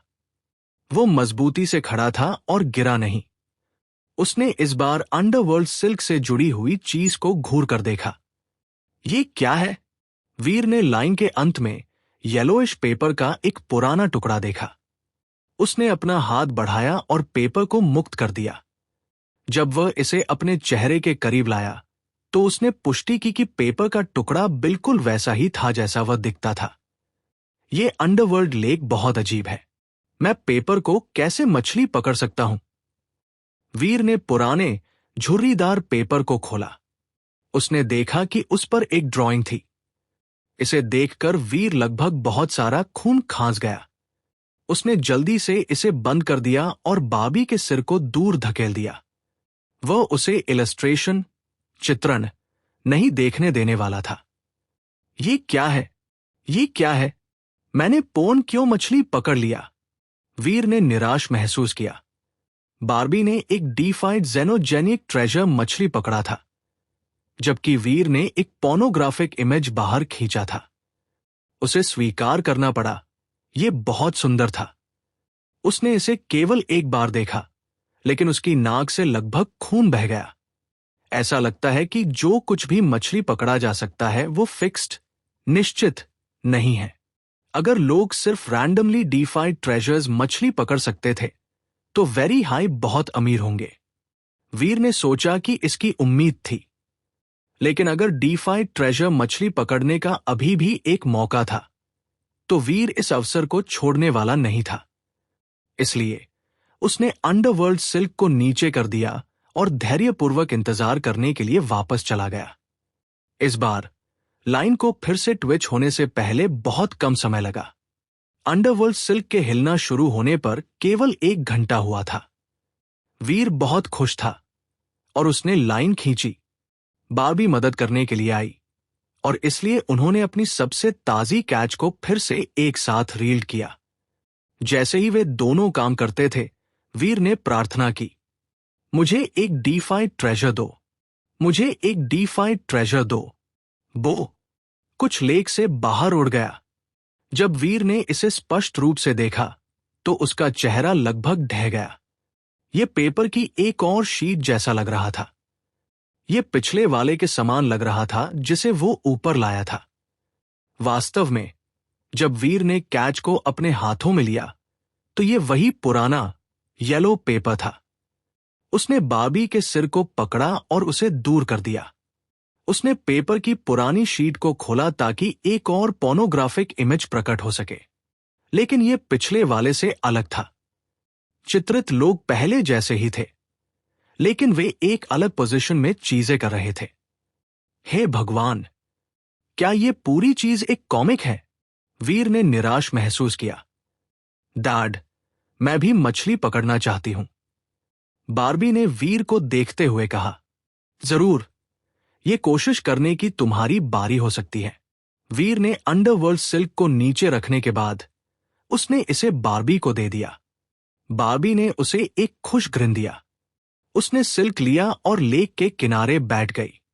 उसने लेक को ध्यान से घूर कर देखा, जैसे कि वह मछली पकड़ने के इस अवसर को चूकने से डरती थी। वीर उन झीन आर्ट्स पर शोध करने के लिए वापस चला गया जो उसे दिए गए थे। वो अभी भी मछली पकड़ने में दिलचस्पी रखता था, लेकिन उसे लगातार 2 पोर्नोग्राफिक इमेजेस मिली थी। इसलिए वो अब उस मूड में नहीं था। वेरी रियल बॉडी एक हाई क्लास जीन आर्ट था। वीर ने शिक्षाओं का पालन किया और इसके साथ प्रैक्टिस किया। उसके शरीर की कोशिकाएं सुन्न हो गई, जैसे कि इलेक्ट्रिकल करंट्स उन्हें जैपिंग कर रहे थे। ये एक सनसनी थी जो उसके माध्यम से उसके पैर की उंगलियों के टिप्स से उसके सिर के ऊपर तक, उसके भीतर हर नूक एंड क्रैनी तक पहुंच रही थी। लेकिन इफेक्ट अभी भी बहुत कमजोर था। इसे प्रैक्टिस करने में लंबा समय लगेगा, लेकिन समय के साथ उसे अपने शरीर को एक खतरनाक वेपन में बदलने में सक्षम होना चाहिए। डैड, मुझे कुछ मिला, बार्बी चिल्लाई, वीर के प्रैक्टिस को बाधित करते हुए। वीर ने बार्बी को लाइन रील करने में मदद की। इस बार यह बहुत भारी महसूस हुआ और वीर को सोचने लगा, एक और खूबसूरत विशाल स्वॉर्ड। डैड, मुझे आश्चर्य है कि मुझे इस बार क्या मिला। बार्बी उत्साह में बैबल्ड, बड़बड़ाया। वो अपने लिए अधिक आइटम्स प्राप्त करने की वास्तव में परवाह नहीं करती थी, लेकिन लेक से वह क्या खींच सकती है इसका मिस्ट्री टैंटालिजिंग, लुभावना था। वह एक गैम्बलर की तरह थी, जिसे वह जीवन और मृत्यु के उत्साह के लिए लाइटनिंग की सवारी कर सकती थी। इसे बाहर खींचो और तुम्हें पता चल जाएगा। वीर टागिंग, खींचना रखता था और जल्द ही उन्होंने कैच को बाहर खींच लिया। जो चीज मिस्ट से उभरी वो रेनबो की तरह उनके ऊपर आस्ट हुई और उन पर गिर गई, खुद सूरज के एक टुकड़े की तरह चमक रही थी। वीर तीव्र चमक के कारण ये नहीं देख सका कि ये क्या था, लेकिन वह महसूस कर सकता था कि इसमें एक डरावनी उपस्थिति थी। उसने इसे छूने की हिम्मत नहीं की और उसने बाबी को एक तरफ खींच लिया। पैंग! वह चमकती चीज शोर किनारे पर उतरी। एक बार जब यह जमीन से टकराया तो लाइट मंद हो गई। वीर अब इसे सुरक्षित रूप से देख सकता था।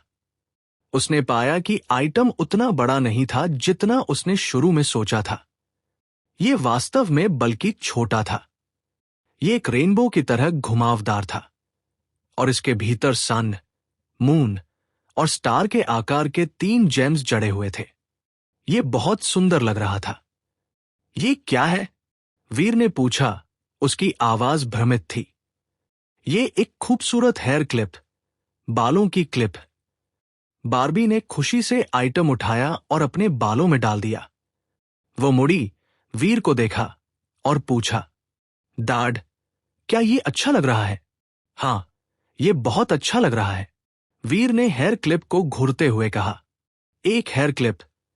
ऐसा लगता है कि तुम इस लेक से कुछ भी मछली पकड़ सकते हो, लेकिन इसके अंदर की शक्ति को देखते हुए ये आइटम बल्कि एक्स्ट्राऑर्डिनरी है।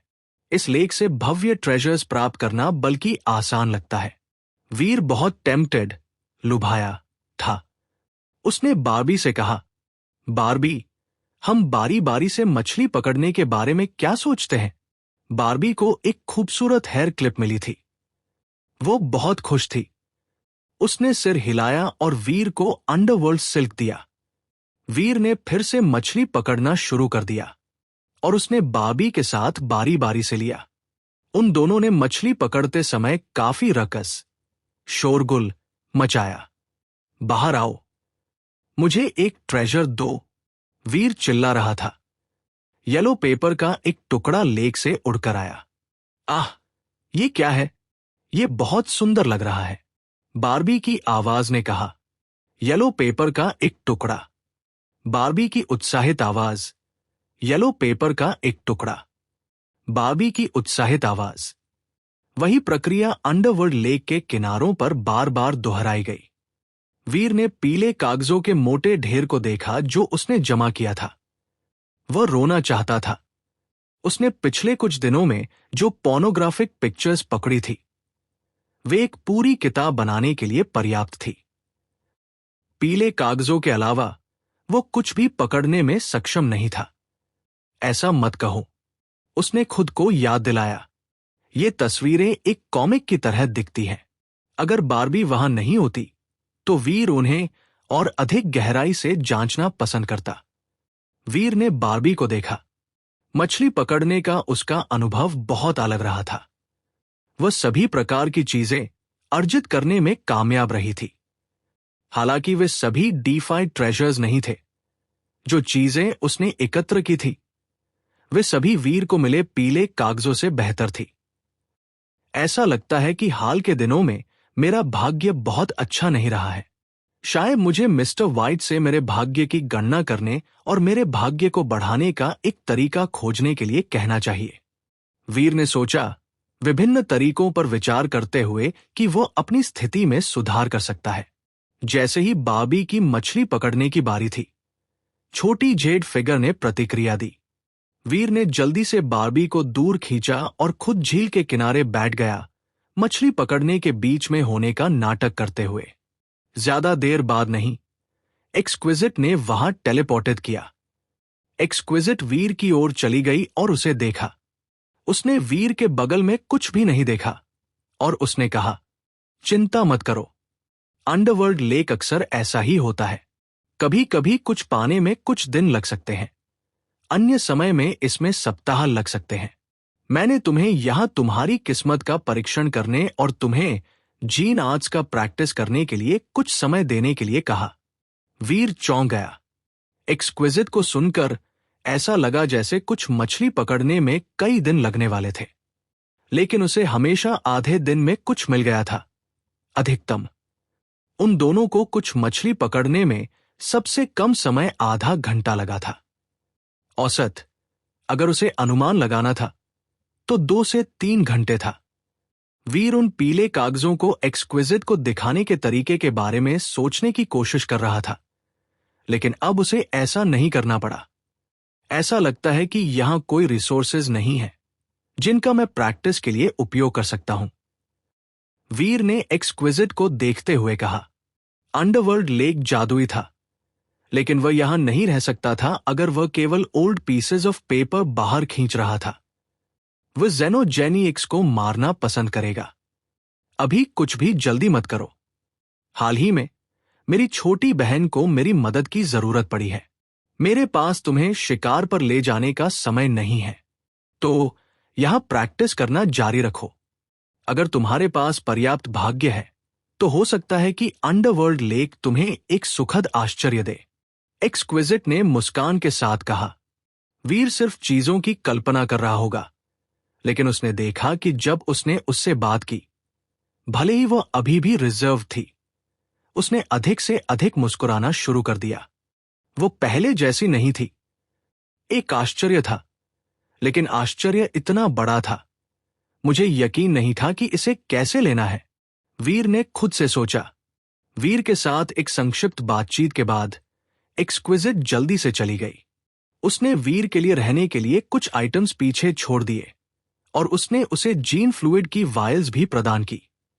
वीर वास्तव में अपना खुद का लाया था, लेकिन वह उसे बताना भूल गया था। वीर ने डेस्टिनीज टावर से एक पैरासोल छाता निकाला और उसने कुछ सनबेदिंग चेयर्स भी बाहर निकाले। वीर और बारबी मछली पकड़ने के लिए लेक के किनारों पर आराम से बस गए। जैसा कि उन्होंने किया, वीर ने उसे दिए गए जीन आर्ट्स पर शोध करने के लिए कुछ समय भी अलग रखा। जीन फ्लूइड्स जो एक्सक्विजिट उसके लिए लाई थी, वे बुरे नहीं थे। वे उसके शरीर के लिए अच्छे थे, लेकिन वीर को अभी तक एक ब्रेक थ्रू करने का एक तरीका नहीं मिला था जो उसे हफ्डीफाइड बनने में सक्षम बनाता। कुछ और दिनों के बाद वीर ने मछली पकड़ना छोड़ दिया। उसने बारबी को खुद चीजें करने दी। उसने अपने जीन आर्ट्स का प्रैक्टिस करने पर ध्यान केंद्रित किया। उसने हार मान ली थी। इसका एक हिस्सा यह था कि उसे पीसेज ऑफ पेपर मिलती रही थी। उसके लिए जारी रखना व्यर्थ था। जब भी बारबी मछली पकड़ती थी तो वह जूल्स में एनक्रस्टेड कुछ रिट्रीव करती थी। प्रत्येक आइटम को अलंकृत रूप से बनाया गया था और खूबसूरती से समाप्त किया गया था। लेकिन विशाल गोल्ड स्वॉर्ड और हेयर क्लिप के अलावा बारबी को कोई और डीफाइड ट्रेजर्स नहीं मिला था। जाहिर है, डीफाइड ट्रेजर्स आसानी से नहीं पाए जाते थे, चूंकि बारबी पहले ही 2 प्राप्त करने में सक्षम थी। हालांकि वो अभी भी एक शानदार परिणाम था। जो कुछ भी उसने मछली पकड़ा वह एक हाई लेवल ट्रेजर नहीं था। वहां कुछ साधारण आइटम्स थे, लेकिन चाहे वे हाई क्लास या लो क्लास आइटम्स थे, वे सभी सोवरेनली लक्सूरियस दिखते थे। अचानक वीर की आंखें चमकी। उसने बारबी को उठाया और उससे अंडरवर्ल्ड सिल्क दूर खींच लिया। 1 मिनट बाद उसने किसी को आते देखा। यह सेकंड ब्रदर लियू जेन था, वो आदमी जिससे वीर पहली बार आउटर स्काई में प्रवेश करते समय मिला था। लियू जेन ने वीर और बारबी को ऐसे देखा जैसे वे एक वेकेशन कर रहे थे। एक पैरासोल के साथ अपनी सनबेदिंग चेस पर लेटे हुए थे। उनके बगल में एक मेज पर कई स्नैक्स और ड्रिंक्स थे। यहां तक कि एक न्यूक्लियर रिएक्टर मिनी फ्रिज भी था। इस दृश्य ने उसे फ्राउन, भौहें सिकोड़ना दिया। एक्सक्विजिट तुम्हें प्रैक्टिस करने के लिए यहां लाई, वेकेशन के लिए नहीं। लियू जेन ने ठंडे ढंग से कहा, इससे तुम्हारा क्या लेना देना है? वीर सनबेदिंग चेयर पर लेटना जारी रखा। वह उठा नहीं और उसने दूसरे आदमी को एक ग्लांस भी नहीं दिया। लियू जेन का चेहरा ठंडा लग रहा था। उसने थोड़ी देर के लिए वीर को घूर कर देखा। एक और शब्द कहे बिना वो लेक के दूसरी तरफ चला गया। उसने अपने बालों के सिर से एक अंडरवर्ल्ड सिल्क निकाला। ऐसा लग रहा था जैसे वह भी मछली पकड़ने के लिए वहां आया था। अगर किसी अन्य जाति के अधिकांश लोग लियू जेन से इस तरह बात करते तो उसने बुरी तरह से प्रतिक्रिया व्यक्त की होती। लेकिन वीर पहले ही एक्सक्विजिट का सिल्कवॉर्म था। वो वीर के लिए कुछ नहीं कर सकता था। यह वेरी हाई के स्थापित नियमों में से एक था। भले ही एक सिल्कवॉर्म ने क्राइम किया हो, ये सिल्कवॉर्म का मास्टर था जिसे इससे निपटना था। अगर लियू ज़ेन वहां वीर से लड़ता तो वह केवल वीर से नहीं लड़ रहा होता, वह एक्सक्विजिट को ह्यूमिलिएटिंग, अपमानित कर रहा होता। इसलिए लियू ज़ेन ने कुछ नहीं किया। हालांकि लियू ज़ेन के वहां होने से वीर बार्बी को उसके लिए मछली पकड़ने की अनुमति नहीं दे सका, इसलिए उसने पूरे समय खुद मछली पकड़ी। हालांकि वीर की स्थिति अभी भी ज्यादातर वैसी ही थी। वह अभी भी अपनी सनबेदिंग चेयर में बैठा था। उसने अंडरवर्ल्ड सिल्क को अपनी उंगली से बांध दिया ताकि वह जैसे ही मूवमेंट हुई महसूस कर सके। वीर ने फिर अपना ध्यान जीन आर्ट्स को पढ़ने पर वापस कर दिया। हालांकि उसे अपनी लाइन को देखने की जरूरत नहीं थी। वह जानता था कि उसे येलो पीस ऑफ पेपर प्राप्त होने से पहले केवल समय की बात थी। बेशक 1 घंटे बाद कुछ ने उसकी लाइन खींची। उसने इसे मिस्ट से बाहर निकाला, जिससे पेपर की एक और शीट प्रकट हुई। जब उसने देखा कि वीर को कुछ मिला है तो लियू ज़ेन ने ग्लांस्ड ओवर किया। हालांकि यह सिर्फ पेपर का एक पुराना टुकड़ा था, इसलिए उसने वीर को अनदेखा कर दिया और मछली पकड़ना जारी रखा। लियू ज़ेन के वहां होने से वीर असहज महसूस कर रहा था। जब कोई नहीं था, एक्सक्विजिट उसे महसूस नहीं कर सकती थी और वह जो कुछ भी चाहता था वह करने में सक्षम था। हालांकि अगर उसने एक्सक्विजिट की इच्छाओं का उल्लंघन किया, जबकि कोई उस पर टैटल, चुगली करने के लिए वहां था, तो वह परेशानी में पड़ने का जोखिम उठा सकता था। साथ ही लियू ज़ेन ने देखा था कि वीर ने लेक से क्या बाहर निकाला था। अब वो जो कुछ भी रिट्रीव्ड, पुनः प्राप्त किया था उसे छिपा नहीं सकता था। अगर एक्सक्विजिट पृष्ठों को पढ़ना चाहती थी तो उसे देखने देना होगा। यह आदमी यहां क्या कर रहा है? वीर उस आदमी को जाने देने का कोई तरीका नहीं सोच सकता था और वो खुद नहीं जा सकता था। उसे मछली पकड़ना जारी रखना पड़ा। आधे दिन के बाद लियू ज़ेन को ऐसा महसूस हुआ जैसे कुछ गड़बड़ था। उस कम समय में वीर ने लेक से 3 चीजें बाहर निकाली थी। वे सभी ओल्ड शीट्स ऑफ पेपर की तरह दिखते थे। वीर एक उल्लेखनीय रूप से कुशल कैच रेट पर काम कर रहा था। जब वीर ने पेपर का अपना तीसरा टुकड़ा निकाला तो लियू ज़ेन ने अपना अंडरवर्ल्ड सिल्क दूर रख दिया और दूसरे आदमी की कैच को देखने के लिए वीर के सामने चला गया। मुझे वे कागजात देखने दो। मुझे तुम्हें उन्हें देखने क्यों देना चाहिए? वीर ने पूछा। उसकी आवाज शांत और अविरल थी। उसने लापरवाही से पेपर को लपेटा, फिर बोलते हुए लियू ज़ेन पर एक ठंडी नजर डाली। लियू ज़ेन ने वीर को तिरस्कार से देखा, फिर धीरे से खिलखिलाया। तुम अब वेरी हाई के साथ हो। हां, और? वीर का चेहरा भावहीन रहा। लियू ज़ेन नाराज नहीं था। इसके बजाय वह मुस्कुराया और कहा, मैं बस चाहता हूं कि तुम जानो कि अगर कोई वेरी हाई तुमसे कुछ पूछता है तो तुम मना नहीं कर सकते। ओह हां, मैंने अभी किया। तुम इसके बारे में क्या करोगे?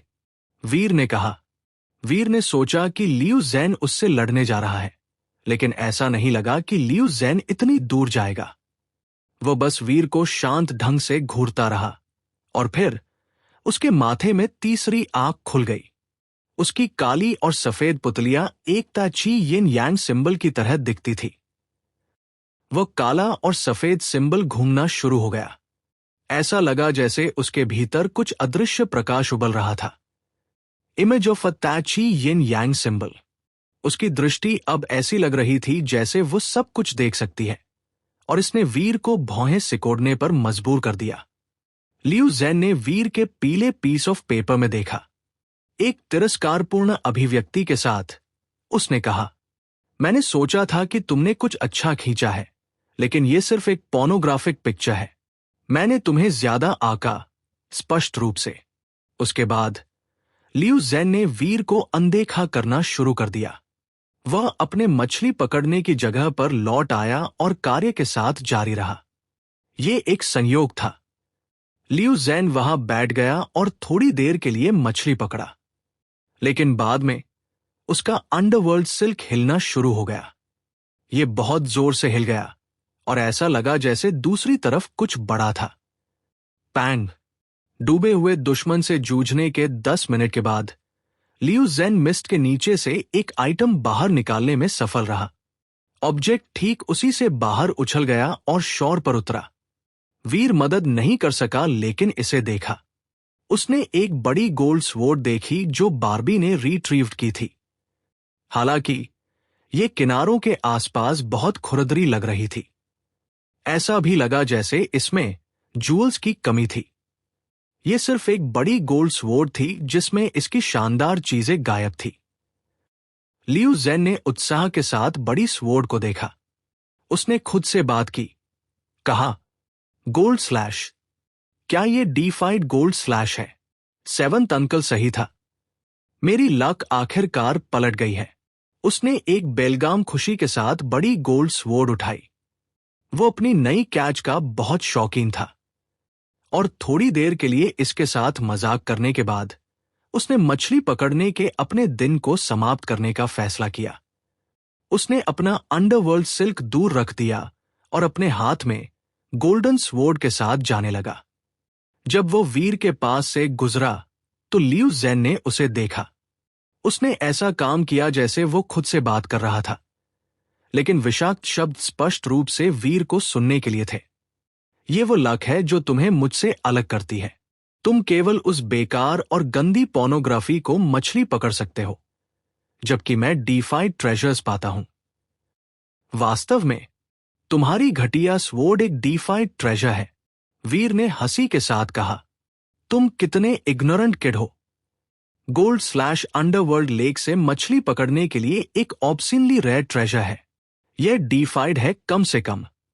हालांकि ये एक प्रिमिटिव ट्रेजर है। यह तुम्हारी गंदी पिक्चर से कहीं बेहतर है। लियू जेन ने एक ठंडी हंसी के साथ कहा। इसका मतलब है कि खोजने के लिए उच्च गोल्ड स्लैशेस है ना? वीर ने पूछा। बेशक वहां है। हमारे नेताओं में से एक बटरफ्लाई क्लास गोल्ड स्लैश प्राप्त करने में सफल रहा, लेकिन इससे तुम्हें कोई फर्क नहीं पड़ता। अपनी बेकार गंदी पोन को मछली पकड़ना जारी रखो। हाँ, लियू जेन ने अपनी स्वॉर्ड को गर्व से पकड़ा और दूर भटकते हुए उपहास में हंसा। वीर आदमी से परेशान नहीं हो सकता था। उसने खुद से सोचा, ऐसा लगता है कि बाबी को जो स्वॉर्ड मिला वह भी एक गोल्ड स्लैश था, लेकिन यह स्पष्ट है कि बाबी का एक हायर क्लास का है। हालांकि ये कौन सी क्लास है, ये अभी तक निर्धारित नहीं किया गया है। लियू जेन के जाने के बाद वीर वहां बहुत अधिक आरामदायक महसूस करने लगा जहां वह था। किसी को फिर से न देखने पर अच्छा लगा। उसने लेक से एक और आइटम मछली पकड़ने की योजना बनाई, फिर बाबी को जारी रखने दिया जबकि वो अपने जीन आर्ट्स के साथ प्रैक्टिस पर वापस चला गया। ज्यादा देर बाद नहीं, वीर ने अंडरवर्ल्ड सिल्क को हिलते हुए महसूस किया। कुछ लाइन पर जुड़ा था। वीर ने सोचा कि यह सिर्फ एक और येलो पेपर होगा, लेकिन उसने जो आइटम खींचा वह काला था। यह पहले जैसा ही येलो पेपर नहीं था। क्या मेरी लक बेहतर के लिए बदल गई है? वीर का दिल उछल गया। उसने जल्दी से काली चीज को देखने के लिए पकड़ा। जब वीर ने इसे उठाया तो उसके माध्यम से एक ठंडक चली गई। ये नई आइटम भी शीट ऑफ पेपर थी, लेकिन इस बार ये काली थी और ये उन पीले शीट्स की तुलना में बहुत मोटी थी जिन्हें उसने पहले रिट्रीव किया था। क्या मैं आगे बढ़ने से पहले पेपर के 7 अलग अलग रंग एकत्र करने जा रहा हूं? क्या मैं इसके साथ एक ड्रैगन को बुला सकता हूं? वीर ने शिकायत की, पेपर को पलटते हुए ताकि वह इसकी जांच कर सके। वीर ने एक नजर डाली और यह दृश्य उसे स्तब्ध कर गया। पेपर का यह नया टुकड़ा वास्तव में काफी अलग था। मोटा काला पार्चमेंट एक किताब का कवर प्रतीत होता था। इसके अलावा सामने 3 शब्द लिखे गए थे, XUN येलो सूत्र। यह कवर उन सभी पीले पेपर्स का कवर नहीं हो सकता है ना? वीर हैरान था। उसने इसे पलट दिया और कवर के अंदर सभी छोटे शब्दों पर एक नजर डाली। अगर आदमी केओस में है तो स्काई और अर्थ केओस में होंगे और स्काई और अर्थ येलो हो जाएंगे। वीर हैरान था। ये शब्दों की पंक्ति एक्सयूएन येलो सूत्र की प्रोलॉग थी। ये निश्चित रूप से किसी प्रकार की जीन आर्ट थी, लेकिन इसका उसके द्वारा कलेक्ट किए गए पीले पेपर्स से कोई संबंध नहीं था। हो सकता है कि यह पीले पेपर्स के लिए कवर ना हो सकता है कि यह किसी अन्य बुक के लिए हो। वीर ने सोचा कि पूरी स्थिति अजीब थी। वीर झिझका। जबकि बार्बी ने मछली पकड़ना शुरू कर दिया, उसने सभी पीले पेपर्स को बाहर निकाला और उन्हें एक साथ जोड़ना शुरू कर दिया। उसने देखा कि सभी पीले पेजेस में संख्याएं थी। तो वीर ने उन्हें उनकी संख्याओं के क्रम में व्यवस्थित किया। हालांकि कई पेजेस गायब थे। सबसे अधिक संख्या 254 थी, लेकिन वीर के पास कुल 20 पेजेस ही थे। वीर ने उन्हें एक्सयूएन येलो सूत्र के बगल में रखा और देखा कि उनका साइज एकदम सटीक था। फिर भी वह सुनिश्चित नहीं हो सकता था कि कवर वास्तव में उसके पीले पेपर्स के लिए था। वीर ने सोचा कि यह थोड़ा अजीब था। उसने पीले पेपर की कंटेंट्स को देखा, और जब उसने उन्हें देखा तो उसे एक अजीब सेंसेशन महसूस हुआ। उसने सोचा कि पिक्चर्स केवल प्राचीन काल में कुछ हॉनी गाय के डूडल्स थे, इसलिए उसने उन्हें कभी भी बारीकी से इंस्पेक्ट नहीं किया था। लेकिन अब जब वह था तो उसने कुछ देखा। तस्वीर में लोग पतली नीली और लाल वेन्स में ढके हुए थे। छोटी लाइंस बहुत लाइट थी। अगर वीर ने पेपर्स को बारीकी से एग्जामिन करने का फैसला नहीं किया होता तो उसने उन्हें बिल्कुल भी नोटिस नहीं किया होता। कुछ ड्राइंग्स इतने रियलिस्टिक थे कि उन्होंने लोगों की वेन्स और आर्टरीज को मैप्ड किया, लेकिन एक थॉरो इंस्पेक्शन के बाद उसे एहसास हुआ कि वे ब्लड वेसल्स नहीं थे। छोटी नीली लाइंस मेरिडियंस होनी चाहिए थी, और लाल संभवतः प्रेजेंस थी। वीर इतना शॉक था और उसने खुद से सोचा, यह एक पोर्न पिक्चर नहीं है, यह एक जीन आर्ट है। लेकिन एक जीन आर्ट ऐसा क्यों दिखेगा? इसे मिसअंडरस्टैंड करना आसान है, इस तथ्य के कारण कि कोई डिस्क्रिप्शंस या टेक्स्ट नहीं थे और वीर कई और पेजेस को याद कर रहा था। वो पूरी तरह से श्योर नहीं हो सकता था कि ये एक जीन आर्ट था, लेकिन इसके बावजूद इसमें उसकी इंटरेस्ट जगी थी। वीर ने बार्बी से अंडरवर्ल्ड सिल्क दूर लिया। उसने मछली पकड़ना जारी रखा और थोड़ी देर बाद उसने एक और येलो पेपर मछली पकड़ा।